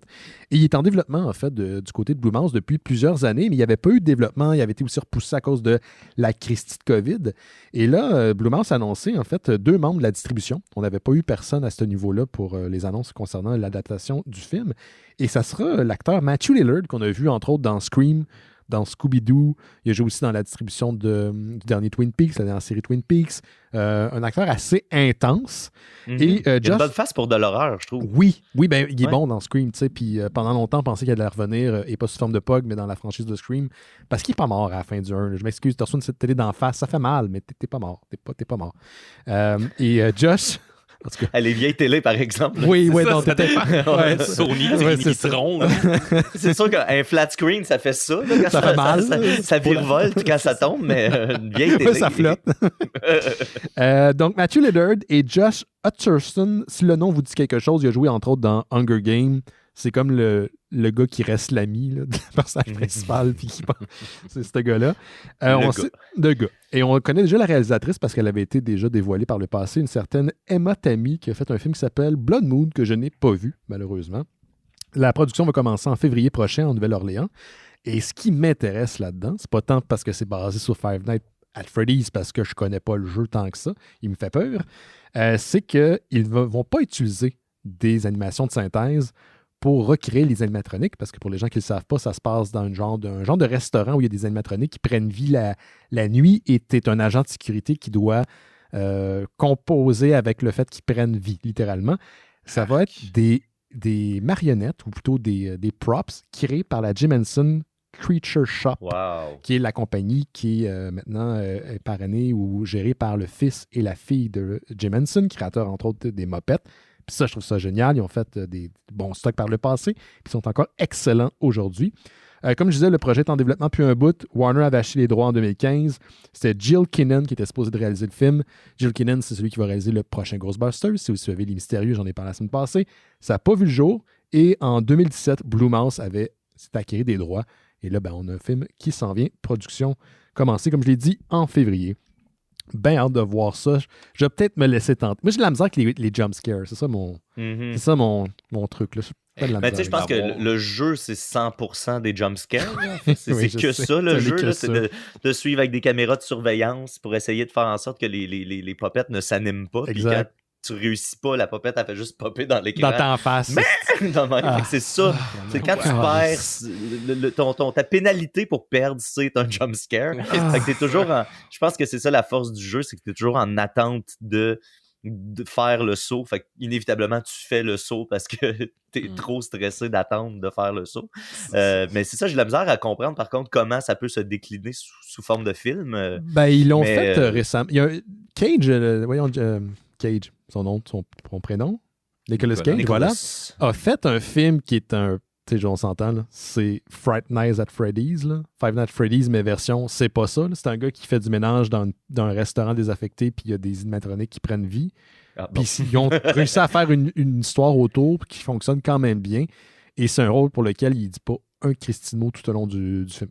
C'est vraiment, c'est juste par son gestuel, puis il y a bien du monde qui crève, là, mais lui, je vous dirai pas ce qui se passe avec lui. Mais donc ça se fait. C'est un animatronique. C'était le rêve d'une animatronique tout ce temps-là. Fait qu'il y a moyen, tu sais, c'est juste qu'ils vont devoir prendre des latitudes. Mais il y a une histoire autour de Five Nights at Freddy's. Il y a des gens qui ont repris des éléments audio et autres qu'on entend dans le film, un peu plutôt dans les jeux, puis ils ont rapiécé parce qu'il y a comme toute une histoire qui est en arrière qui est sous-entendue. Fait que, ouais, il y a un moyen de faire de quoi. C'est juste qu'il faut élaborer. Gauthier, est-ce qu'il te restait quelque chose? Pas officiellement, mais on a beaucoup entendu parler de fusion nucléaire cette semaine. Oui, le lendemain. Moi, j'appelle ça l'effet mystérieux étonnant. Mais... voilà, c'est ça. C'est tout. On a parlé, puis le lendemain, tout le monde a confirmé la nouvelle. On en a assez parlé. Mais ceci étant dit, moi, je pense que d'ici 5 à 7 ans, là, ça arrive. C'est dangereux que ça nous saute en pleine face, cette affaire-là, ou c'est moins dangereux que la fission? Officiellement, si tu... pas officiellement, mais en théorie, si tu coupes le courant, le plasma arrête. Fait que tu as juste à dépluguer C'est plus compliqué, là, j'imagine. Oui. Il n'y a pas un fil dans le mur. Sur le 120 volts. T'as l'air d'un conspi qui a compris la science, lui. J'ai fait mes recherches. 220. Hein. Il y a eu aussi la bande-annonce de Copenhauer, c'est ça son nom, comment on le prononce? Un des inventeurs de la bombe atomique qui est sorti aujourd'hui, le prochain film de Christopher Nolan. Ça a l'air superbe, comme toujours, comme tous les films de Nolan. Et j'ai vu la semaine passée notre ami, l'auteur de BD et dessinateur Denis Rodier, commenter que la version anglophone de son opus La Bombe allait sortir un peu en même temps en anglais aux États-Unis que la sortie du film. Donc, est-ce un hasard? Selon Denis, ça n'en est pas un. Mais je souhaite que ça fasse une pub en même temps par ricochet pour son projet, parce que c'est vraiment, là, que vous soyez féru de science ou pas, là, ou même de bande dessinée, c'est quelque chose que vous devez lire dans votre vie. C'est absolument exceptionnel comme œuvre. On a parlé amplement ici à l'émission, mais ça va sortir en anglais en même temps. Mais la version francophone est toujours l'original et la meilleure. Et toi, Niquette, est-ce qu'il te restait quelque chose? Oui, j'avais justement Diablo. Tu parlais de la sortie prochaine de Diablo 4. Moi, je suis un jeune élevé avec Diablo 1 qui a attendu Diablo 2 avec impatience. Puis quand Diablo 2 est sorti, pour reprendre une expression popularisée par Jake, j'ai capoté. C'était malade. C'était malade. Je me souviendrai toujours de la vidéo du début, avec la fin avec le diamant dans la tête. Puis, tout cet univers-là me parle beaucoup. Malheureusement, je gamais plus là, quand Diablo 3 est sorti. Fait que j'ai pas trippé sur Diablo 3. Je sais qu'il y a des auditeurs qui trippent bien gros. Notre ami Eric Maziad aussi, qui est notre webmess, qui aime bien le 3. Moi, j'ai pas embarqué. Puis là, je pense qu'avec le 4, il retourne aux sources du 2, si je me trompe pas. En tout cas, visuellement parlant. Oui. Je pense que oui. Puis en fait, je vous parle de ça plus pour mettre les gens en garde et surtout les personnes qui sont pas des gamers et qui ont des cadeaux à acheter. Faites attention parce que ils ont sorti un Collector's Box de Diablo 4. À 140$, genre. À 100$, qui est quand même pas si mal. Sauf que ça contient pas le jeu. Mais non. C'est un genre une collector's figurine. box. Puis... T'as à l'intérieur quelque chose qui s'appelle The Candle of Creation, un tapis de souris occulte. Occulte, oui, occulte. Une carte en tissu du sanctuaire, une pin, un écusson de Horadrim, le cube de Horadrim, ainsi qu'un livre avec de l'art tiré du jeu, puis deux prints, deux affichettes aléatoires là, glacées que vous allez recevoir, mais ça ne contient qui vont être pas disponibles sur Internet le lendemain que cette affaire-là va être shippée aux gens, fait que tu vas ouais. pouvoir l'imprimer en HD anyway chez vous à la maison. Là. Exactement. Par contre, je pense, ce que j'ai vu, c'est pas une arnaque dans la mesure où ils font pas croire, là, même qu'ils l'affichent assez clairement que ça ne contient pas le jeu. Par contre, je peux imaginer un papa ou une maman qui veut faire plaisir à son petit, ou un grand-papa ou une grand-maman qui pense avoir l'idée du siècle puis qui veut être cool, puis sortir, acheter un jeu, mais faites attention parce que c'est ça. Puis tu sais, je pense qu'avec le prix, on se doute que $100, c'est quand même suspect. Peu si le jeu est dedans. Le jeu, par contre, sort le 6 juin prochain, mais là, tout ça est en précommande. Puis ce qui est un peu, ce que les gens décrivent un peu sur Internet, ce qui est décrié, c'est que il n'y a pas l'option d'acheter le package. Tu sais. Il n'y en a pas un avec le jeu, genre? Ouais, où il te donne un lien de téléchargement ou quoi que ce soit pour quelques dollars de plus. Fait que je pense qu'il y a eu un petit buzz là-dessus en fin de semaine. J'ai l'impression qu'ils vont corriger le truc puis qu'ils vont offrir l'option. C'est le fun. Je pense que moi, j'ai jamais vraiment vu ça. Là. D'habitude, un truc Collector's Edition de n'importe quel jeu, t'as le jeu qui vient avec. Là. Ça me semble assez de base. Là. Je sais pas qui voudrait acheter ça sans acheter le jeu, par exemple. Tu serais surpris. Là. Il y a des gens qui en achètent 3 puis en gardent 2, là, puis ils vendent le 3e sur Internet. Ouais, peut-être c'est ça, de racket, façon mercantile, là, peut-être, mais pour un fan du jeu, en tout cas, j'anticipe que le 6 juin prochain et dans les semaines qui suivent, il va y avoir des déceptions dans plusieurs foyers dans le monde entier, puis des guerres. Tu sais, moi, quand j'étais jeune, j'étais cet enfant-là là, qui pleurait quand il n'y avait pas le cadeau qu'il voulait. Là. J'étais cet enfant insupportable-là. J'ai déjà pété un câble parce que j'ai reçu Zelda Link to the Past, puis je trouvais que la pochette était pas belle quand j'étais petit. Puis là, c'était pas le jeu que je voulais. Finalement, c'est un des meilleurs jeux. C'est un des meilleurs jeux de l'époque, là, en plus. Mais moi, j'avais vu déballer ça, puis ça me parlait pas parce qu'il n'y avait pas de petits bonhommes. T'as-tu joué finalement ou t'as pas joué? Non, c'était hors de question. À ce jour, t'as jamais joué à ce jeu-là? De mémoire, ça l'a arrêté la fête. Là. Dès que j'ai vu la cassette. Moi, ces jeux-là, quand j'étais jeune, je me souviens pas en quelle année ça a sorti, mais je devais pas être vieux. Là. On parle de 8, 9, 10 ans peut-être.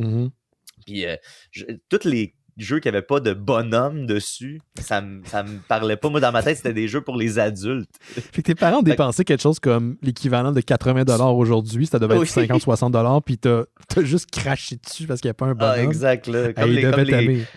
Comme les émissions américaines avec les jeunes filles de 16 ans qui pètent un câble pour avoir reçu la mauvaise couleur de Porsche, là, ben moi, j'avais pas reçu le bon jeu vidéo flambant neuf. Et là là. Avez-vous l'intention d'y jouer au 4? Toi, Gauthier, je sais que tu es fan aussi de Diablo, il me semble. Tu avais joué au 3 amplement aussi là, à l'époque. Là. Ah oui, à tous les tomes de la franchise. Si je me rappelle bien, je travaille plus pour cette compagnie-là, fait que je peux le dire, j'avais pris des congés de maladie pour jouer au jeu. Oh! Quand il était sorti, là, la journée même, là, pour être sûr de monter mon bonhomme là, en même temps que tout le monde. Là. Ouais, j'étais un peu intense. Très Henri Cavill comme move, ça, Gauthier. Oui, je sais pas. C'est ça. Oui, c'est ça. Puis je suis sur Immortal. Puis d'ailleurs, à ce sujet-là, Blizzard, il a fallu qu'il éteigne un autre feu là, la semaine dernière parce qu'il y a comme une rumeur qui est partie sur Internet au sujet de Diablo 4, comme quoi il était pour... Ouais, c'est ça. What's new? Comme quoi il était pour avoir une grosse dimension pay to win, un peu comme dans Diablo Immortal. Mais tu sais, c'est ça, là, ils ont Immortal pour faire ça. Là, genre, ça doit être vraiment payant. Là. Fait que, puis toi, tu ne dépenses pas pour le jeu. Tu disais que c'est pas nécessaire pour. C'est pas nécessaire. Okay. Si tu fais toutes les quêtes qui te sont offertes là, au fur et à mesure que tu montes T'es pas obligé, c'est juste que tu montes moins vite. Là. Si tu veux pas des ailes en feu, c'est correct. Là. Ouais, je vois genre. Je sais pas, le 3, je veux des ailes en feu. Mais tu l'auras pas, puis tu joueras pas parce que t'es un esti d'enfant gâté. C'est ça l'affaire. OK, d'abord. Mais j'ai hâte au 4. Visuellement, je trouve qu'il est super... Moi, c'est mon sweet spot, là, c'est la vision isométrique, puis c'est très léché, c'est très soigné, c'est le 2 visuellement, mais sur les stéroïdes. Ouais. Puis c'est ça qui m'avait un peu déplu du 3 visuellement parlant, puis au niveau du gameplay aussi, mais visuellement, ça me rappelait beaucoup les jeux de cette sorte-là, là, qui existent en ligne, là, que c'est des jeux de compétition, puis il y a un côté très World of Warcraft. Visuellement, il m'écœurait, ce jeu-là. Puis je suis pas mort une fois, en fait. Il était très facile pour moi. Je sais pas pourquoi, au niveau des difficultés, puis tu pouvais pas l'augmenter avant d'avoir fini le jeu. Ouais. Ce que je trouvais vraiment étrange. Habituellement, tu peux choisir dès le départ ce que tu veux avoir comme type de difficulté. Il doit y avoir une raison mécanique derrière que je comprends pas. Mais là, quand j'ai vu le 4, il sort comme assez rapidement quand même après le 3, là, relativement parlant, si on compare entre le 2 et le 3. J'étais, voyons donc, c'est fait pour moi. Puis j'ai vu des avant-goûts sur IGN, puis ça avait l'air d'être très enthousiaste. Je mets hâte de voir ça. Ben, c'est drôle parce que je suis retombé récemment dans un trip d'écouter des vidéos de Heroes of Might and Magic, qui est un jeu auquel j'ai joué beaucoup trop. La blonde à Jake joue full à ça. 3, c'est le summum. Puis je suis allé voir, justement, là, j'ai vu, ils sont rendus comme à 8, là, plus de ça. Ouais. Puis à l'unanimité, il n'y a jamais rien qui a battu le 3, au final. Puis tous ceux qui sont cassés tombés, quand je regarde les images des plus récents, justement, là, ils ont eu toute leur passe où il y a 3-4 jeux qui sont dans le look de World of Warcraft, tout ça en 3D, puis c'est pas ça le jeu, puis c'est pas assez beau graphiquement pour que tu sois sur le derrière avec ça. C'est pas ça l'intérêt. Non, c'est pas ça l'intérêt. Je pense s'ils refaisaient exactement la mécanique du 3, ben là d'ailleurs, je pense qu'ils refont pendant un bout, tu peux jouer gratuitement en ligne, puis là, c'est plus disponible nulle part, puis ils ont ressorti une version Definitive Edition là, sur Steam, puis c'est ce qui se vend le plus parmi tous les opus du jeu, parce qu'ils n'ont jamais réussi à recréer cette magie-là. On en est revenu des beaux graphiques. Là. Non, c'est pas tout. Puis je me souviens de. Puis je sais qu'il y a eu des éditions là, qui ont peut-être été un petit peu revampées, mais quand ils sont disponibles sur les nouvelles plateformes. Diablo 1 et 2, pas Diablo 1 et 2, pardon. Baldur's Gate 1 et 2, visuellement parlant, quand je jouais à l'époque, moi, ça me faisait capoter. Et l'atmosphère. Moi, rentrer dans une taverne, puis t'avais du luth que je jouais ou je sais pas quoi dans le background, là, avec des bruits de voix. Ça me mettait. Dans ma tête, j'étais là. J'étais là dans l'univers de Baldur's Gate, puis t'as pas besoin que ce soit en 3D puis que ce soit malade pour que ce soit intéressant. C'était un jeu qui avait beaucoup de chaleur. T'sais. Et j'ai jamais osé y rejouer. C'est tough en tabarnak. Tu pouvais mourir vite au début, là. Et là là. Oui. En fait, c'est le début du jeu qui était le plus difficile parce que tes personnages sont tellement underpowered. Puis dès que tu sors du chemin principal, moi, je me souviens me faire tuer par un kobold, la créature la plus basique, parce qu'il me fait un coup critique à 41 points de dommage. Puis là, t'es là, ben voyons donc, ça n'a aucun sens. Là. Je pense qu'une des premières quêtes, il faut que tu ailles dans une mine qui est vraiment positionnée au sud de la map. Puis quand tu rentres dedans, c'est un espèce de labyrinthe à savoir trouver le chemin puis l'ennemi final dans la mine. Et, hey man, j'ai passé au cash. Tu sais, j'avais tellement de save games différents que j'en avais comme une que je gardais en safety. Puis les autres, c'est ma progression. Celle-là va être meilleure. Non, c'est juste, mettons, OK, je suis devant la mine, fait que là, je peux faire un save. Là, j'y touche pas à ce save-là. Là, je progressais, mais là, je savais un petit peu. Mais le danger, c'était de sauver par-dessus quelque chose qui était déjà fait. Puis là, que je meurs ou whatever. Hey man, j'y ai passé là, au cash dans cette mine-là. J'ai réussi, puis j'ai jamais fini le jeu. Il était trop difficile pour moi. Puis mon anglais n'était pas aussi bon qu'aujourd'hui, donc je savais pas où il fallait que j'aille. Fait que je sortais justement des sentiers battus. Je me dirigeais dans des endroits qu'il fallait pas que j'aille, puis me faisais massacrer. Là. Ça avait comme pas rapport. Tu trébuchais sur une roche, puis tu mourais. C'était pratiquement ça. Est-ce qu'il te restait quelque chose, Niquette? On parlait d'intelligence artificielle, puis je sais pas si vous avez passé en fin de semaine, il y a quelqu'un qui a créé de toutes pièces en une fin de semaine un livre pour enfants entièrement conçu par entièrement conçu par AI avec ChatGPT qui est pour le texte et avec Midjourney pour les images. Il y a d'autres trucs de AI aussi. Puis dans le fond, le type s'appelle Amar Reshi, qui a créé le livre pour enfants Alice and Sparkle, un livre entièrement disponible avec des images qui a l'air d'un vrai livre pour enfants, qui a toutes les caractéristiques d'un vrai livre pour enfants. C'est ça. Et il explique sa démarche sur Twitter. Ce qui est étrange un peu, c'est que clairement, lui, c'est un exercice là, qu'il a fait. C'est plus on peut faire ça. Après ça, il est allé sur Kindle, Amazon, et il a créé le livre complètement là. Fait qu'il est disponible et achetable. Puis là, ça a fait une espèce de outrage là, sur Internet parce que les gens mais lui ne se cache pas. Là, il dit pas que c'est bien ou c'est mal. Il fait juste. Il voulait juste démontrer que ça se pouvait. Que lui, en une fin de semaine, il dit. De la façon qu'il l'a vécu, lui, c'est ça, je pense, qui est intéressant dans cette démarche-là. Après ça, tout le côté éthique, c'est une autre histoire, mais je pense que ce qui est intéressant, c'est que lui, il dit, ça me donnait comme un partner pour faire de l'aller-retour. Tu sais. Je donnais mes trucs, lui, il me revenait tout de suite instantanément avec une proposition que je pouvais adapter. Après ça, je relançais ce que j'avais adapté. Puis plus tout ça se précisait, il fonctionnait de la même façon pour le visuel. Il réentrait les mêmes données sans arrêt jusqu'à temps que le style visuel soit uniforme, puis qu'il ait trouvé cette espèce de filon-là. Fait que toute sa démarche est disponible sur Twitter, mais c'est ça, c'est quand même immensément inquiétant parce que si tu sais pas que c'est fait par intelligence artificielle, il n'y a à peu près aucune manière de le déterminer, à part des fois les yeux sont un peu cross-side puis les mains sont bizarres, mais dans 30 jours, ce problème-là va être réglé. Dans 10 jours, ce problème-là va être réglé. On a déjà parlé beaucoup de l'intelligence artificielle qui c'est pour ça que de l'art. Ça vite, là. Non, c'est correct, c'est pas dans ce sens-là, c'est juste que on discutait sur le Discord des Mystérieux cette semaine, quelqu'un parlait de certains aspects de l'intelligence artificielle, puis je disais, puis je pense pas que c'était l'argument de la personne, mais je disais, en passant, il y a deux choses. Il faut pas penser que cette technologie-là est arrivée à son pic. Là. C'est le début. Hein? On parle depuis juste quelques mois. De un. Puis si votre argument contre l'IA tient sur le fait que des fois, ça crée des trucs bizarres, je vous garantis dans quelques semaines, voire quelques mois, ça sera plus ça. Fait que ça peut pas être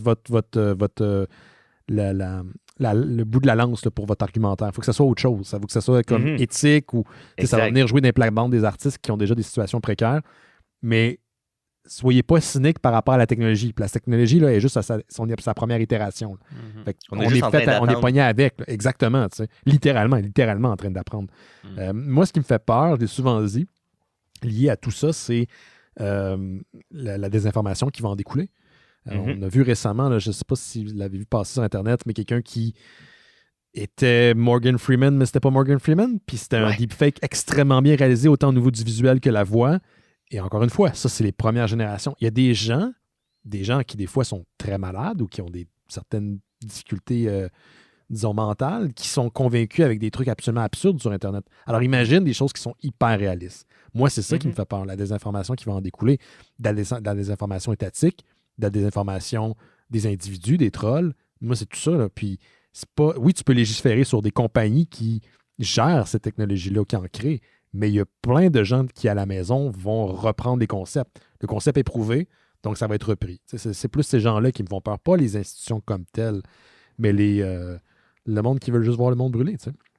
Puis on est déjà rendu, comme tu dis, avec l'exemple que je l'ai vu passer aussi, là, Morgan Freeman, c'est en temps réel. Tu vois l'image de Morgan Freeman en haut et l'image du type qui fait Morgan Freeman en bas, qui fait juste parler normalement, lui. Et que seulement une oreillette comme toi en ce moment, Niquette. Fait que je trouve ça assez louche. Es-tu vraiment là? C'est bizarre, c'est bizarre. Mais bref, c'est ça. Fait qu'on est déjà rendu à être capable de produire quelque chose en une fin de semaine. Fait que bientôt, ça va. Où ça s'en va, c'est fascinant et inquiétant tout en même temps. La seule chose qui me déçoit de l'époque dans laquelle on vit, c'est que je ne verrai pas la fin, mais je vois juste le début de la fin. C'est juste ça. J'aimerais ça voir la fin. Tant qu'à être, tu startes pas un film si t'es pas pour le finir. C'est ça qui est décevant. T'as juste à bientôt, là, on va pouvoir t'endormir. Là, t'as juste à hiberner là, pendant une couple d'années. Là, puis on grâce au Squirrel. Au Squirrel ou aux écureuils. Squirrel. Le Squirrel. Ça. Les petits écureuils. Puis est-ce qu'on a un peu de temps pour parler des oui, on a du temps. Parce que je sais que je fan. Je me suis rendu compte. Of course. Mais je me suis rendu compte. Parler des Elon. Je me suis rendu compte, Niquette, que je t'ai fait parler 2 fois de suite. Fait que si tu veux, je vais juste sortir mes affaires et on va revenir à toi. Parce que je pense que Gauthier t'avait passé au travers de tes affaires. Oui. Deux petites nouvelles liées au comic book, puis ça va faire un pont avec ce que je disais tantôt par rapport à Stranger Things. Pour souligner le 30e anniversaire de Star Trek Deep Space Nine, qui est la meilleure série de Star Trek ever. Okay? C'est une série de Star Trek à écouter, c'est Deep Space Nine. Ouais, c'est bon, un tabarnak. Okay. L'éditeur américain IDW Publishing va sortir une mini-série de 5 numéros qui se déroule dans la continuité de la série. Donc, pas que ça se passe avant ou après, c'est en même temps que les événements de la série, si vous voulez. Ça va être écrit par un romancier qui s'appelle Mike Chen et dessiné par Angel Hernandez, Et ça suit le personnage de Quark, espèce de tenancier de bar, qui fait l'acquisition d'un rare corgi de race pure, donc le chien, le corgi, puis qui provient de la Terre, pour le revendre, parce que Quark, il aime bien faire du profit, hein, ça fait partie de sa culture même, et vient avec le corgi de la technologie Borg. Tout ce qu'on en sait, ça vient bouleverser un peu les événements qui se passent sur Deep Space Nine. Ça va sortir en avril 2023. Et il y a Dark Horse Comics qui s'apprête à lancer une nouvelle série d'anthologie se déroulant dans l'univers de Stranger Things qui s'appelle Stranger Things Tales from Hawkins. Donc, on suit d'autres citoyens de la ville de Hawkins, Indiana. Et ça va sortir ça le 8 février prochain. Donc, il y a toute une histoire autour de Hawkins. D'ailleurs, la première histoire, c'est 2 chasseurs qui s'en vont dans le bois avec un SPAC. Et ça a l'air qu'on les mentionne dans la première saison, mais ça, j'ai complètement oublié cet élément. Mais j'ai l'impression que tout va être sensiblement lié à la série. Donc voilà par rapport à ça. Penses-tu que le corgi, c'est un hommage indirect à Ghost in the Shell? Je le sais pas, mais ils ont fait plusieurs couvertures alternatives avec le corgi dessus. C'est malade. C'est vraiment un beau chien. Je sais pas si c'est un chien qui est gossant ou brillant ou whatever. Il y a des chiens, des fois, ils sont beaux, mais... C'est super dépendant affectif, un corgi. Ah, bon, Colin. Bon. Star Trek et corgi, ça s'en vient. Je trouve ça bizarre à dire, mais ça s'en vient. Ça fitait au bout dans Ghost in the Shell. C'était quoi qu'il y avait dans Ghost in the Shell, des fois, le corgi, je me souviens pas. C'était le chien de bateau. Le gros ami avec super implanté. Là, OK. Voici donc, Moniquette, tu parlais de notre préféré. Ouais, tu sais, Elon Musk, en ce moment, dans ma vie, les 2 personnes qui sont le plus dures à suivre, puis tu sais, mettons, j'ai mes chroniques à préparer pour Décideret, puis tu sais, je suis incapable de suivre le rythme, c'est Kanye West et Elon Musk là, qui sortent à tous les jours. Il y a une nouvelle aventure qui se passe.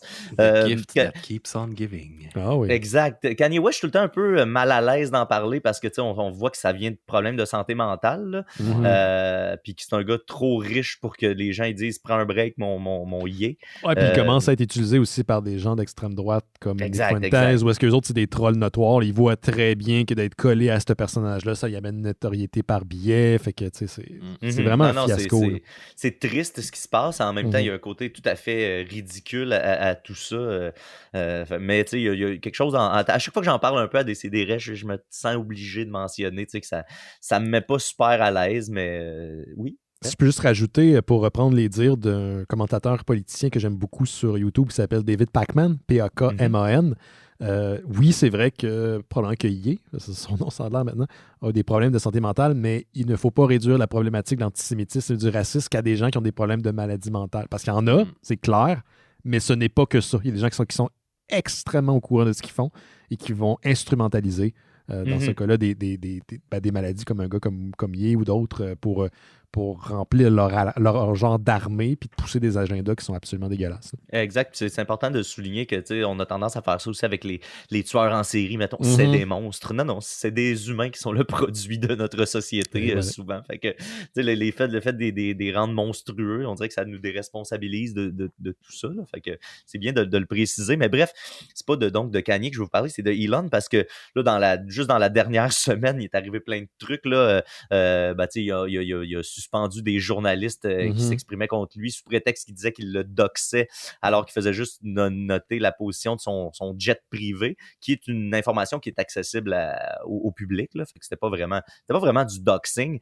Et là, depuis un bout, Elon ne fonctionne que par sondage, c'est-à-dire qu'il lance un petit sondage de quelques heures sur son Twitter et il a dit Vox Populi, Vox Dei, donc peu importe ce que le peuple va décider, je vais l'appliquer, ce qui n'est pas du tout une pente glissante sur Internet. Là, c'est pas dangereux du tout parce qu'on sait que tous les gens qui parlent sur Internet disent ce qu'ils pensent pour vrai et ne veulent, comme dit Ben, ne veulent pas voir le monde brûler. Non, c'est ça. Ouais. Puis c'est sûr que la personne aujourd'hui qui m'a demandé sur Instagram de vouloir promouvoir mon podcast n'était pas un bot. Je l'ai deviné parce que c'est impossible d'avoir des abs comme ça puis de pas être un promoteur de podcast. Je comprends pas, en tout cas. Et il n'y a pas d'usine à trolls russes dont le seul souci est de voir l'Amérique brûler. Exactement. Et d'alimenter les deux côtés. Il ne faut pas penser que c'est des trolls russes qui vont alimenter que la droite et la gauche aussi. Le but, c'est juste de foutre la merde. C'est assez incroyable. Psy-up 101. Puis je pense qu'Elon Musk est bien conscient de ça, puis lui aussi est un peu dans cette mouvance-là, j'ai l'impression. Et là, bref, il fait toutes sortes de petits sondages à gauche et à droite, puis il faut lui donner qu'il respecte sa parole. Là, par contre, avec les journalistes, là, il a dit, est-ce que vous pensez que je devrais réinstaurer les comptes de ces journalistes-là? Puis là, lui, il pensait que les gens allaient être de son bord et ne pas vouloir réinstaurer les journalistes. Par contre, ça a été voté que les journalistes, les gens voulaient réinstaurer dès maintenant. Là. Il y avait plusieurs choix. Et là, Elon Musk a dit finalement, il y avait trop de choix. On va refaire le sondage avec moins de choix. Ça donnait encore plus en faveur de réinstaurer les comptes des journalistes. OK, j'ai pas le choix. Je les réinstaure.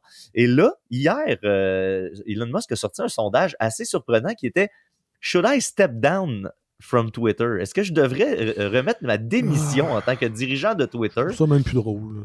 Et à 54%, les gens ont répondu oui, tu devrais quitter la tête de Twitter. Alors, on va voir ce qui va se passer dans les prochains jours. Et ce matin, retournement de situation, Snoop Dogg a lancé un sondage. Oui, est-ce que je devrais diriger Twitter? Et à la dernière fois que j'ai vérifié, à 82%, les gens disaient que Snoop Dogg devrait être le nouveau dirigeant de Twitter.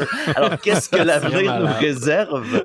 C'est fou, là. On vit dans un monde, on vit dans une timeline où c'est possible que cette semaine, Elon Musk step down et que Snoop Dogg devienne le nouveau président de Twitter.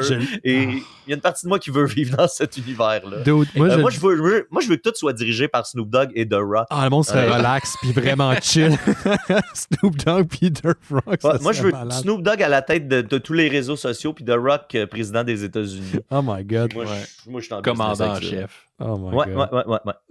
Fait que il y a du monde qui vote là en plus. Là, c'est beaucoup de monde. Là. 12 millions en quelques heures à peine. Là, c'est en plus, mais c'est du trollage. Là, c'est juste ça. C'est pour faire parler de lui. Puis, mais par contre, à date, il a toujours respecté en gros guillemets radiophonique la volonté populaire. Fait que c'est trouvé une porte de sortie finalement, c'est ça que tu es en train de me dire. Peut-être.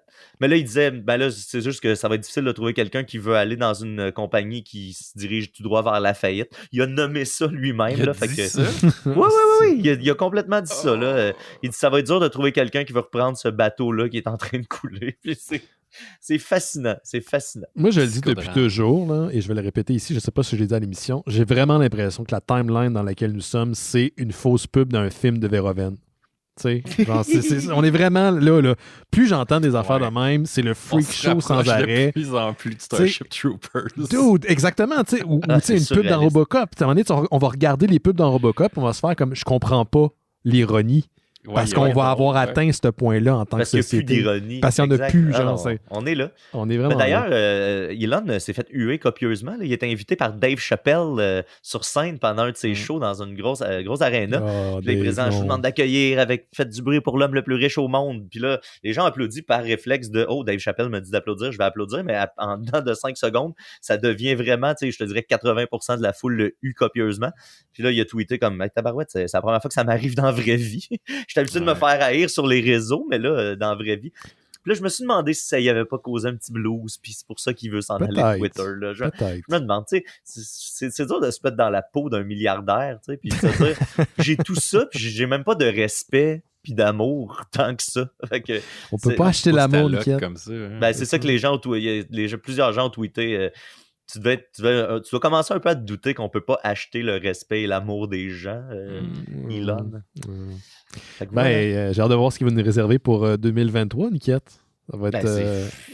Si c'est à l'image de 2022, on est en Je pensais avoir atteint un point. J'ai écouté ta chronique que tu as faite à ton spécial de Noël des CDRS sur le dude qui avait trouvé comment faire 27 000 $. 27 500 $ avec un melon et un poivron. Pour vrai, puis ça, c'est moi. Là, des fois, j'ai bien de la misère. Je suis patient pour des trucs, d'autres que je suis pas du tout patient. Et ça me met en tabarnak de voir des choses comme moi, ça. Ça me fait tellement rire, là, le gars qui t'explique le concept de l'agriculture, comme si c'est lui qui venait de l'inventer. Tu savais-tu ça, que si tu prends un melon, dans un melon, il y a des pépins, puis tu peux faire pousser d'autres melons côtiers. Si tu vends ça à l'épicerie, tu peux vendre ça 5 $ par melon. Oui. Puis, fait que un melon te donne 800 semences qui vont te donner chacune 5 melons que tu peux revendre à 4-5 $. Moi, je suis pas fermier, là, puis j'imagine qu'il y a des gens qui vont pouvoir nous donner des détails là-dessus, là, mais ça compte pas l'entretien, l'équipement d'entretien, la distribution, le cost auquel tes melons sont achetés versus celui qui est vendu en épicerie. Voyons donc. C'est ça ton problème, c'est que tu rêves pas assez. T'es pas un rêveur. Exact. Okay. On sortit notre sorte de melon en 2023, genre, pour les mystérieux étonnants. On vend des semences. On vend des semences.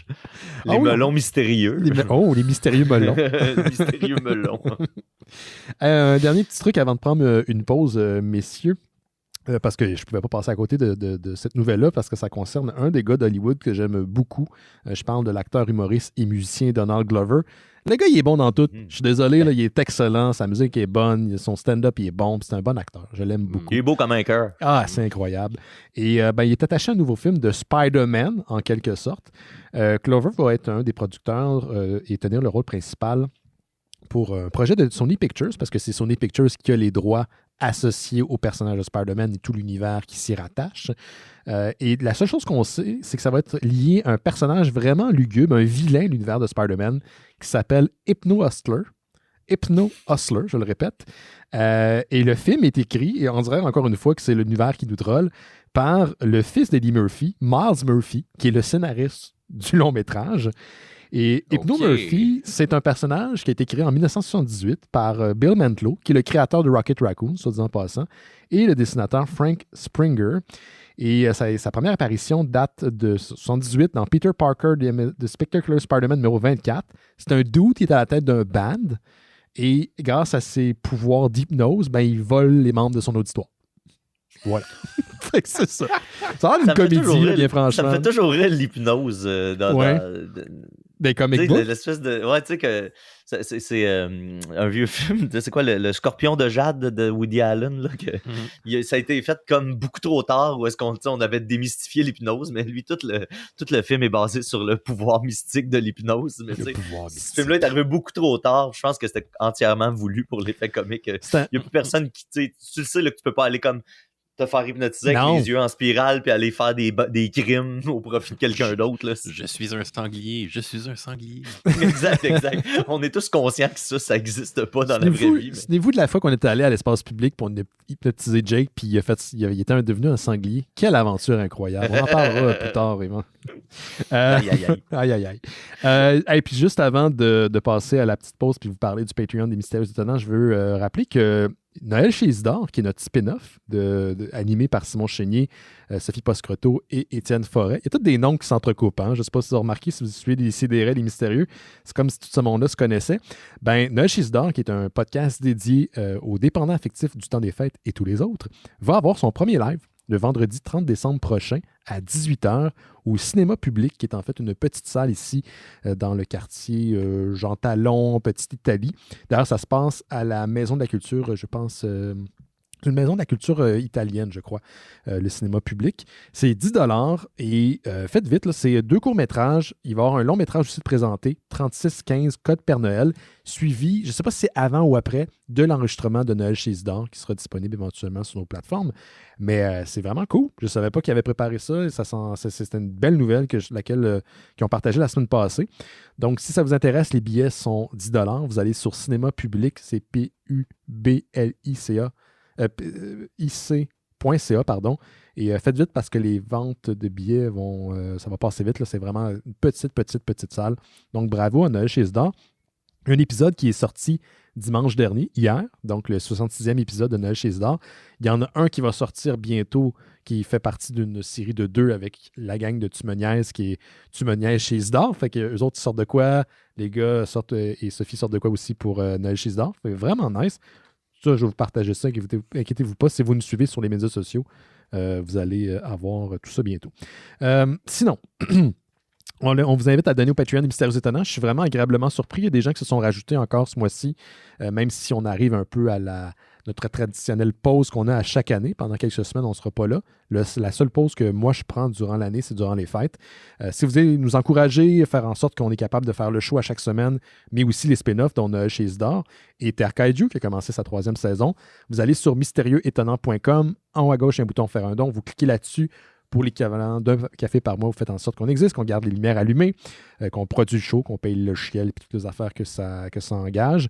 En échange, vous avez Bifurcation, un podcast qui est exclusif aux membres Patreon. On se fait un cycle sur les Coen en ce moment, mais on prend une petite pause pour les fêtes. On va faire un épisode sur le Muppet Family Christmas, qui est le crossover des Muppets, des Sesame Street et des Fraggle Rocks, qui date de quelque chose comme 87. Non disponible, je crois, en DVD parce que les droits maintenant ont été divisés. Hein. Disney possède, je pense, les droits des Muppets. Sesame Street et Fraggle Rock, c'est d'autres entités. Donc, c'est genre une espèce d'ovni qui est sorti il y a plusieurs années, disponible sur YouTube gratis. Donc, on va en parler cette semaine. Sinon, vous avez aussi accès au Discord des Mystérieux Étonnants. C'est comme l'Internet, mais sans trop de cul, où on écoute des affaires. On écoute des films. On est dans les films de Noël de ce temps-ci. On partage des articles, on discute. C'est vraiment une belle gang. On écoute la lutte. C'est mon moment favori du dimanche. Moi, j'avais les blues du dimanche avant, pendant des années. Ça me faisait beaucoup d'angoisse de retourner travailler. Puis là, savoir que cet événement-là revient les dimanches, ça me fait plaisir. Puis d'ailleurs, il va falloir que tu reviennes, le Nickel. J'arrête pas de t'inviter. Puis j'ai l'impression d'être le beau-frère gossant. Viens, non, mais tu fais bien l'inviter, mais moi, c'est l'inverse. Là, c'est que c'est rendu que mes dimanches soirs, avec mon travail, je suis comme le dimanche soir, j'ai tout le temps une espèce de moment d'angoisse. Là, oh non, qu'est-ce que j'ai à faire cette semaine? Puis là, mes dimanches soirs, c'est rendu que je fais juste m'asseoir puis me réaliser que c'est pas si pire que ça, la vie. Mais je suis incapable de faire quoi que ce soit d'autre. Là. C'est vraiment un problème que j'ai. Mais à chaque fois, je fais comme je pourrais aller faire ça, mais je sais que je vais juste être comme en train de faire oh mon Dieu, c'est une nouvelle anxiété que je ne reconnaissais pas. Fait que moi, je l'ai perdu, puis toi, tu l'as généré. Il fallait que ça s'en aille quelque part, cette affaire-là. Je pense que c'est moi qui l'ai attrapé. Ouais. Il y a l'énergie. Mais regarde, c'est pas super. Il y a des pay-per-views qui s'en viennent les samedis. Fait que je trouve ça weird, un pay-per-view samedi, par exemple. Mais donc, c'est ça. C'est vraiment une belle plateforme. Sinon, on est disponible partout. Apple Podcasts, Google Podcasts, Stitcher, Spotify, Amazon Music et en archives. Toutes les archives des Mystérieux sont disponibles sur notre site Internet. Plus que 300 épisodes. Il y a juste 300 épisodes sur le feed RSS, mais il y en a genre quelque chose comme 700 cucs, 600 cucs sur le site Internet. Sauf les 100 premières sont vraiment poches. Je les ai enlevées. Facebook, Twitter, Instagram et mystérieuxétonnant.com. On vous rappelle qu'on a notre spécial de Noël ce vendredi 23 décembre, 20h sur toutes nos plateformes. Le podcast va être disponible après. Et vous pouvez nous laisser un message vocal qu'on va pouvoir diffuser durant la diffusion. Allez sur speakpipe.com, speakpipe.com/mystérieux E. Après le X, vous rajoutez un E. Le lien est d'ailleurs partagé aussi sur Facebook. Là. Juste laisser un souhait Noël, dire qui vous êtes, de où vous écoutez, une question, commentaire, n'importe quoi. J'aime ça entendre vos voix, savoir de où vous venez, puis ça fait combien de temps vous nous écoutez, par exemple. Pas besoin d'être parfait. Le monde me dit « j'ai repris le message 40 fois ». C'est stressant, là, parler devant un micro. Mais c'est de bonne guerre. Là. Ça va être le fun. Juste pour. Puis là, vous n'avez pas beaucoup de temps. Là. Envoyez-moi pas ça vendredi durant la journée. Je ne serai pas content. Je n'aurai pas le temps de le monter pour le show. Fait que durant la semaine, là, tout de suite, faites-le maintenant. Donc, c'est ça. On prend une petite pause et on revient avec le sujet de la semaine. Batman Returns One Dark Christmas Eve. Vous écoutez Les Mystérieux Étonnants. On va maintenant parler du sujet de la semaine. Et cette semaine, c'est une bande dessinée Batman Returns One Dark Christmas Eve de Ivan Cohen et J.J. Harrison que vous pouvez lire en même temps que vous écoutez la pièce God Rest de Yerry Merry Gentleman, qui est une pièce classique du temps des fêtes. Vous l'aurez compris, c'est une adaptation en conte de Noël du fameux film de Tim Burton, Batman Returns, qui se passe, à Noël. Donc, ça fait que c'est un film de Noël. Veux pas, il y a du monde qui l'a reconnu. C'est un film de Noël. Et voilà, c'est un film de Noël. D'ailleurs, c'est le duo qui a travaillé sur l'adaptation un peu dans le même genre de Die Hard, où on reprend les codes du film, on reprend la trame narrative du film et on en fait quelque chose qui s'approche d'un conte classique de Noël. Donc, c'est pas de la bande dessinée classique avec des bulles, quoique les personnages peuvent parler, mais on a une narration qui est très rythmée, qui va sous le rythme d'air de la bande de la pièce musicale que je viens de mentionner. Puis, c'est très simple. Ça se lit extrêmement vite, malheureusement. C'est une oddities. Mais visuellement, personnellement, moi, j'ai trouvé ça très, très beau. Mais je vais vous entendre parler rapidement de votre appréciation, puis on va en parler plus en détail par la suite. Commençons par toi, Gauthier. Qu'est-ce que tu en as pensé de ce genre de conte BD de Noël? Ben moi, j'ai été dans un premier temps plutôt surpris parce que tu nous avais pas mis en garde. Hein? Donc, j'ai ouvert ça, puis j'étais comme, ah, bon, OK, faisons-le. C'est une belle petite surprise de Noël. Puis, tu sais, il faut toujours évaluer quelque chose en fonction de c'est quoi son projet. L'objectif, ses intentions. C'est ça, dans quel esprit il a été conçu. Puis, je pense que dans ce cas-ci, ça le fait très bien. Ça doit être vraiment un travail colossal à faire, quand même, résumer un film en quelques pages comme ça. Je pense que c'est 30 pages. 36 pages à peu près. Ouais, bref, j'ai beaucoup aimé ça, mais on peut en parler plus tard. Excellent. Toi, Niquette, tu n'es pas un grand lecteur de comic books. À ma connaissance, je pense que tu en as lu plus quand tu es venu nous voir à l'émission. Probablement. Est-ce que tu te disais toi aussi, est-ce que tu es surpris comme le Gauthier que tu allais lire un conte de Noël adapté de Batman Returns? Ben oui, en effet, quand j'ai vu juste la facture visuelle, là, qu'on se retrouvait dans des dessins très enfantins, tout ça. Puis dans un deuxième temps, quand j'ai compris, OK, c'est littéralement le film de Tim Burton qui est retransposé dans une courte BD. Moi aussi, j'ai été impressionné par l'efficacité de synthèse de ce récit-là. Parce que, comme tu disais, c'est au rythme de la chanson God Rest Ye Merry Gentlemen. Là, pour ceux qui ne la replacent pas, là, c'est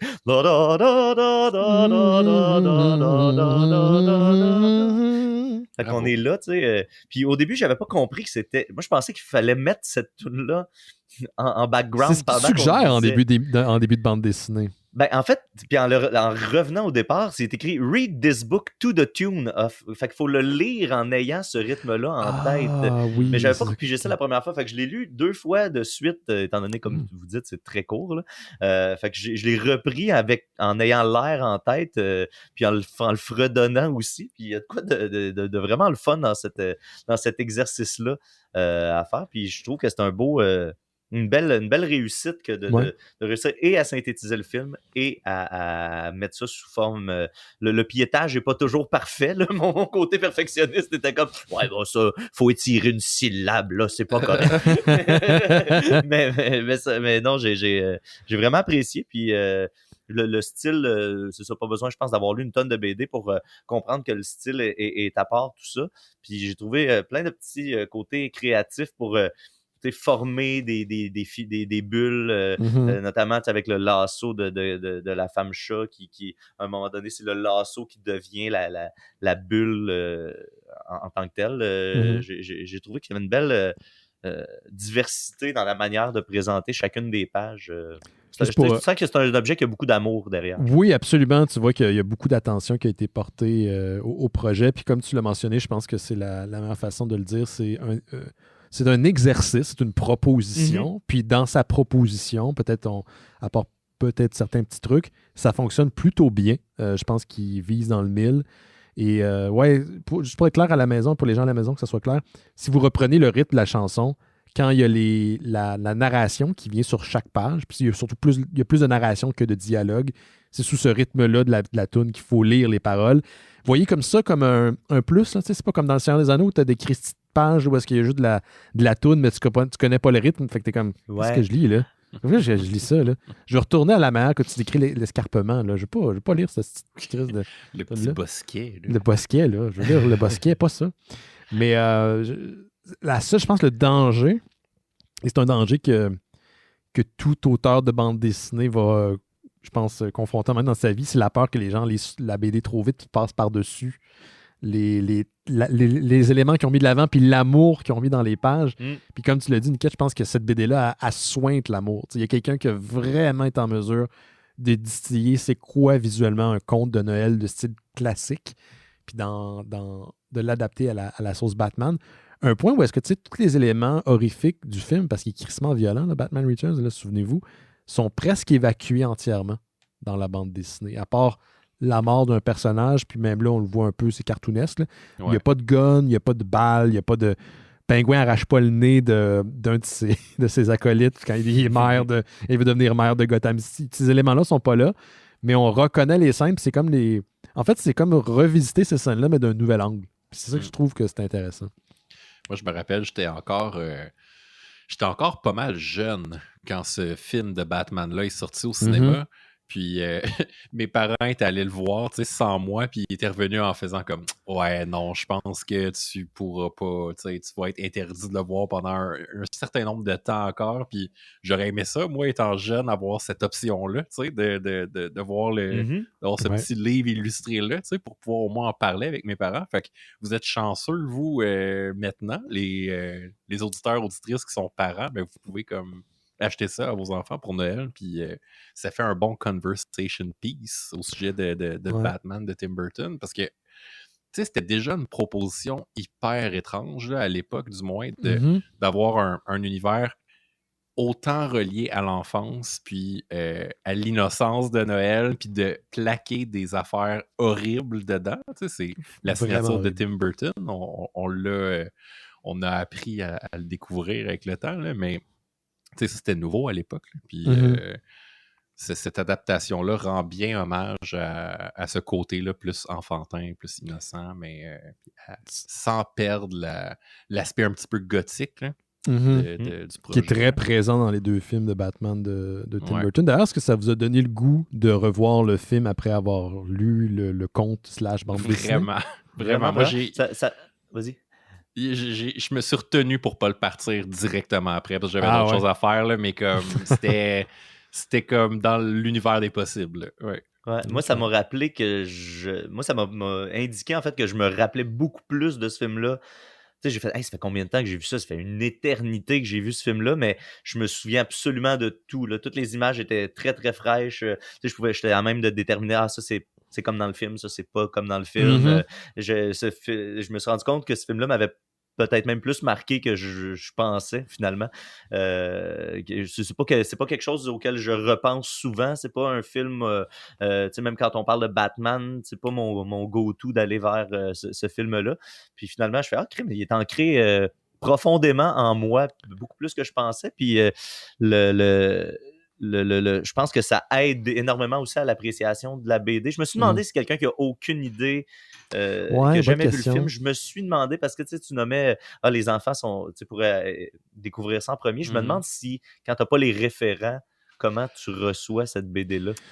Parce qu'évidemment, en 36 pages, évidemment qu'on coupe des coins ronds dans le récit, là, forcément. Il y a une partie de l'appréciation que moi j'en ai retiré, c'est de voir comment il s'est pris pour adapter certaines scènes. Donc la question est lancée, je me pose vraiment c'est une bonne question, à savoir si la BD est lue par quelqu'un, enfant ou adulte, là, disons un adulte, là, est-ce qu'il est capable d'y trouver son compte ou au contraire, il va perdre quelque chose parce qu'il n'a pas vu le film de Tim Burton?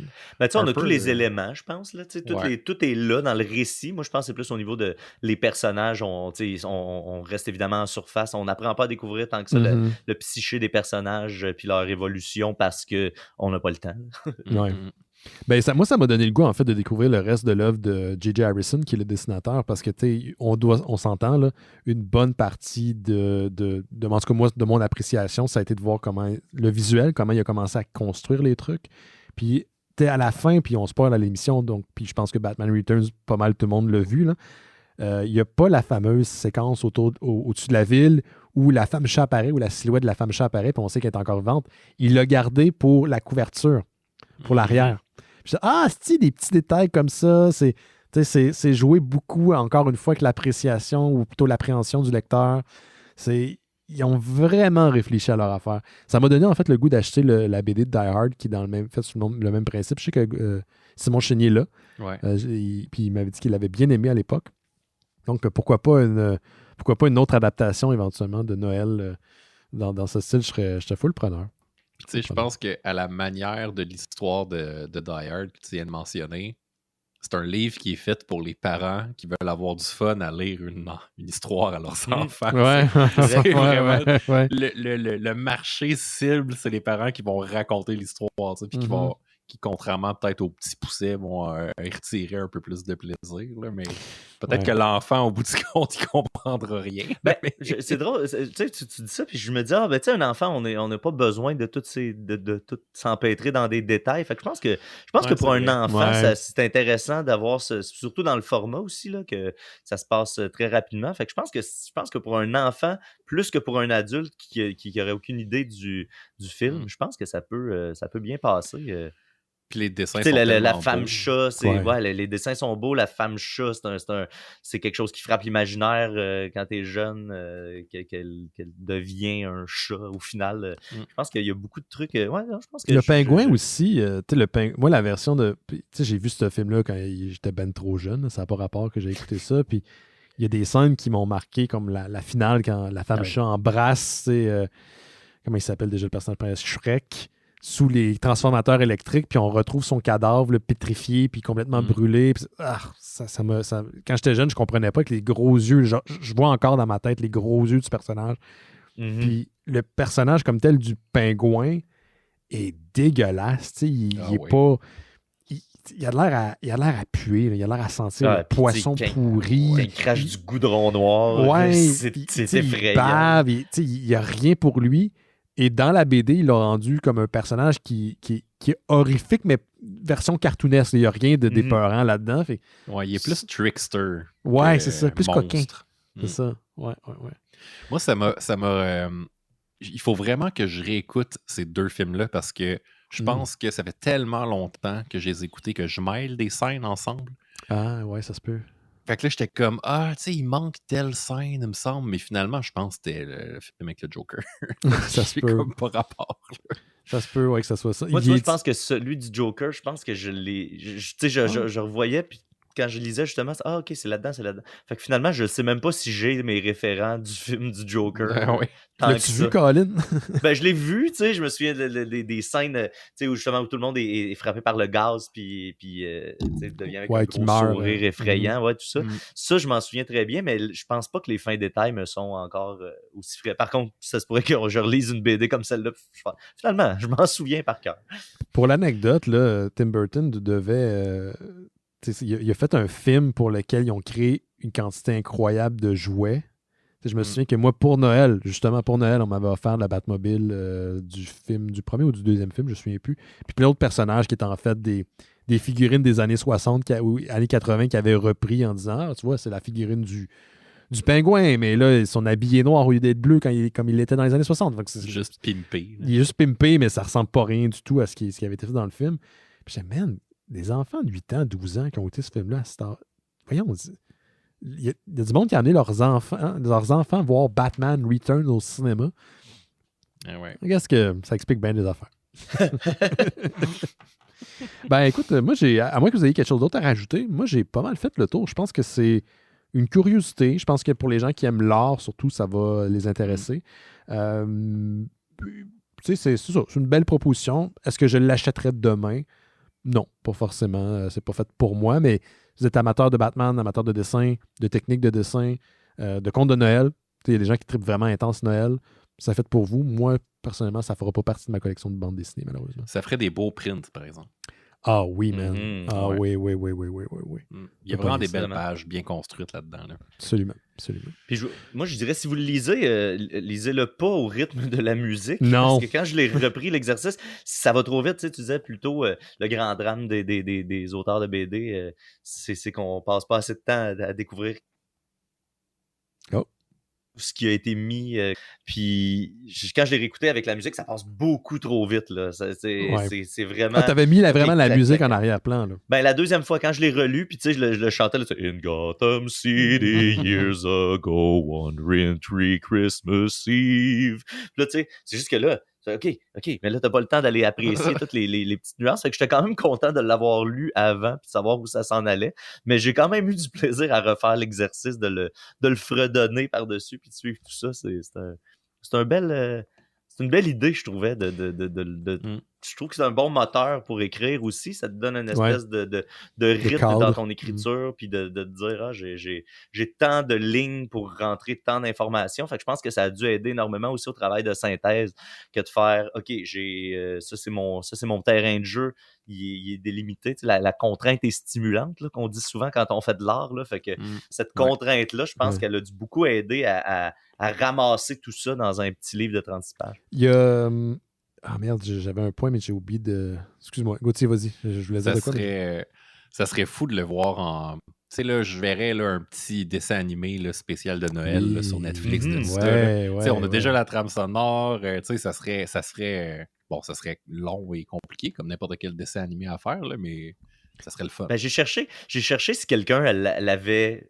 décider de non mais juste la musique avec ces paroles-là, je me suis dit, il y a peut-être quelqu'un qui a fait l'exercice de déjà le mettre avec ces mots-là sur la toune. J'imagine que ça viendra sûrement là. Tu pourrais facilement prendre les pages puis les animer avec des close-ups, des travelling, tout ça, puis rajouter des paroles, ça fonctionnerait très bien. T'sais, même pas besoin d'animer les personnages ou les arrière-plans ou whatever, puis ça pourrait... juste d'avoir des perspectives. Des transitions, exactement. C'est déjà extrêmement visuel, puis c'est très dynamique aussi.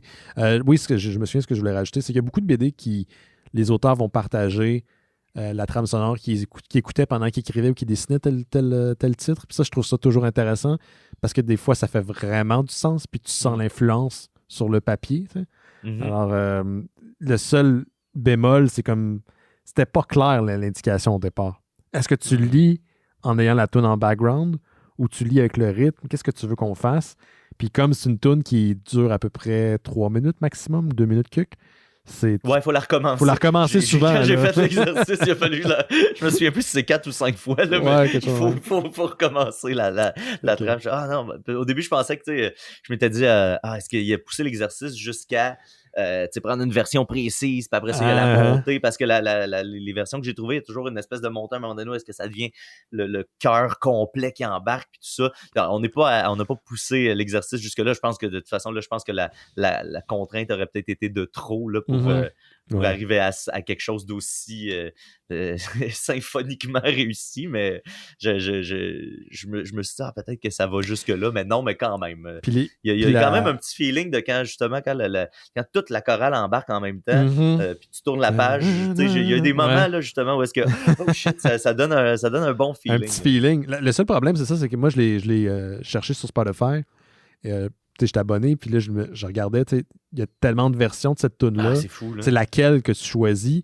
Puis au départ, j'en ai lancé une. Je disais, voyons, ça, c'est du jazz. Là. Puis il y a des gens qui rajoutait du rap. Puis je disais, voyons, je peux pas écouter ça. Je me demandais c'était laquelle il fallait que j'écoute, laquelle de toute la gang là, de cette version. Moi, je me suis dit, je suis allé chercher celle que je trouvais la plus classique. Je me suis dit, ça sonnait comme ça dans les années 1800. Puis c'est de même que je voulais l'entendre. C'est là-dessus que j'ai basé ma recherche. Sinon, il y avait la version moderne de Pentatonix qui était trop... ça marchait pas pantoute. Ça marchait pas. Bon. Hey, merci, messieurs. Merci, Nika, d'être joint à nous cette semaine. Merci de m'avoir invité. Fait plaisir. Sûrement un retour de Décideret éventuellement. On n'a pas encore la date diffusée tous les samedis sur YouTube. C'est YouTube et Facebook, je crois, simultanément. YouTube et Facebook, effectivement. Disponible en balado par la suite. Ouais, puis il y a notre Patreon Décideret si vous voulez vous abonner. Vous avez toujours une petite demi-heure d'émission de plus à chaque semaine, plus un contenu exclusif d'un des membres de l'équipe à chaque mercredi. Cette semaine, c'était malheureusement celui de Nicolas qui est sorti. On s'en excuse. Mais ça veut dire qu'on est bon pour 2 mois là, avant que ça revienne. Revenez! Mais il y a un auditeur qui t'a pas stoulé, mais qui m'a dit il est abonné au Patreon? Ça a l'air que tu as dit ça dans Toujours Vivant il y a comme la semaine passée, quelque chose comme ça. Puis il a répondu non, il est pas abonné, mais je vais m'abonner en 2023. Ça va être ma bonne action pour. En plus, c'est qu'à un moment donné, je me suis rendu compte qu'il y avait d'autres podcasts qui étaient abonnés à Décideret. Puis là, moi, c'était moi qui étais abonné personnellement. Puis là, on a changé mon compte personnel pour devenir le Patreon de Décideret. Puis là, j'ai vu des Patreons auxquels moi j'étais abonné personnellement qui se sont abonnés en retour à Décideret, probablement parce qu'ils se sentaient mal, tu sais, que non, Décideret, nous, on n'a pas le choix de les suivre en retour. Là, non, c'est moi, là. C'est qui? Dis-le, c'est qui? Non, mais tu sais, c'est que là, à un moment donné, moi, j'ai vécu l'inverse, que là, Tu me niaises a pris notre plus gros tier à 10$, puis là, je suis là. Oui, mais là, c'est mon argent personnel, j'ai pas les moyens de vous donner. C'est du peer pressure de Patreon, Colin. Vraiment, j'avais pas réalisé dans quoi je m'embarquais quand j'ai changé la vocation de notre Patreon. Sinon, pour les gens à la maison, on se donne rendez-vous vendredi pour le spécial de Noël et Mystérieux Étonnants. C'est le vendredi 23 décembre, bien sûr, à partir de 20h, disponible sur toutes les plateformes, comme à l'habitude, comme les lundis en vidéo. Avec la gang va être là, sinon disponible en balado par la suite. On vous donne aussi encore quelques jours pour nous laisser un message vocal, commentaire, souhait, suggestion ou juste une petite salutation sur notre plateforme SpeakPipe, speakpipe.com/mystérieux E. Donc c'est mystérieux avec un après le X, on mettait un E. Le lien va être disponible sur Facebook. Anyway, quand je partage le show, je vais le mettre. Et je vais probablement garder la plateforme pour le futur pour que vous nous laissiez des messages vocaux comme cela pour qu'on puisse vous le partager et avoir un lien avec vous autres. Sinon, pour les gens qui sont sur le Discord des Mystérieux Étonnants, mercredi, il va y avoir la diffusion de Home Alone 1 et 2. On n'a pas le choix. C'est une tradition. Et jeudi, je pense, 2 films. Donc, le Scrooge de Robert Zemeckis, donc Christmas Carol, et mon film préféré de Noël, Scrooge ED avec Bill Murray. Oui. J'adore ce film-là. Et donc, c'est une tradition. Et sinon, on se donne rendez-vous vendredi. Et on reviendra après, quelque part en janvier 2023. Merci, messieurs. Merci aux gens de la maison. Faites attention à vous autres. Allez vous faire booster pour ne pas tuer grand-maman cette année, à Noël. Puis on se revoit bientôt. Ciao. À vendredi. À vendredi. La, la, la, la, la.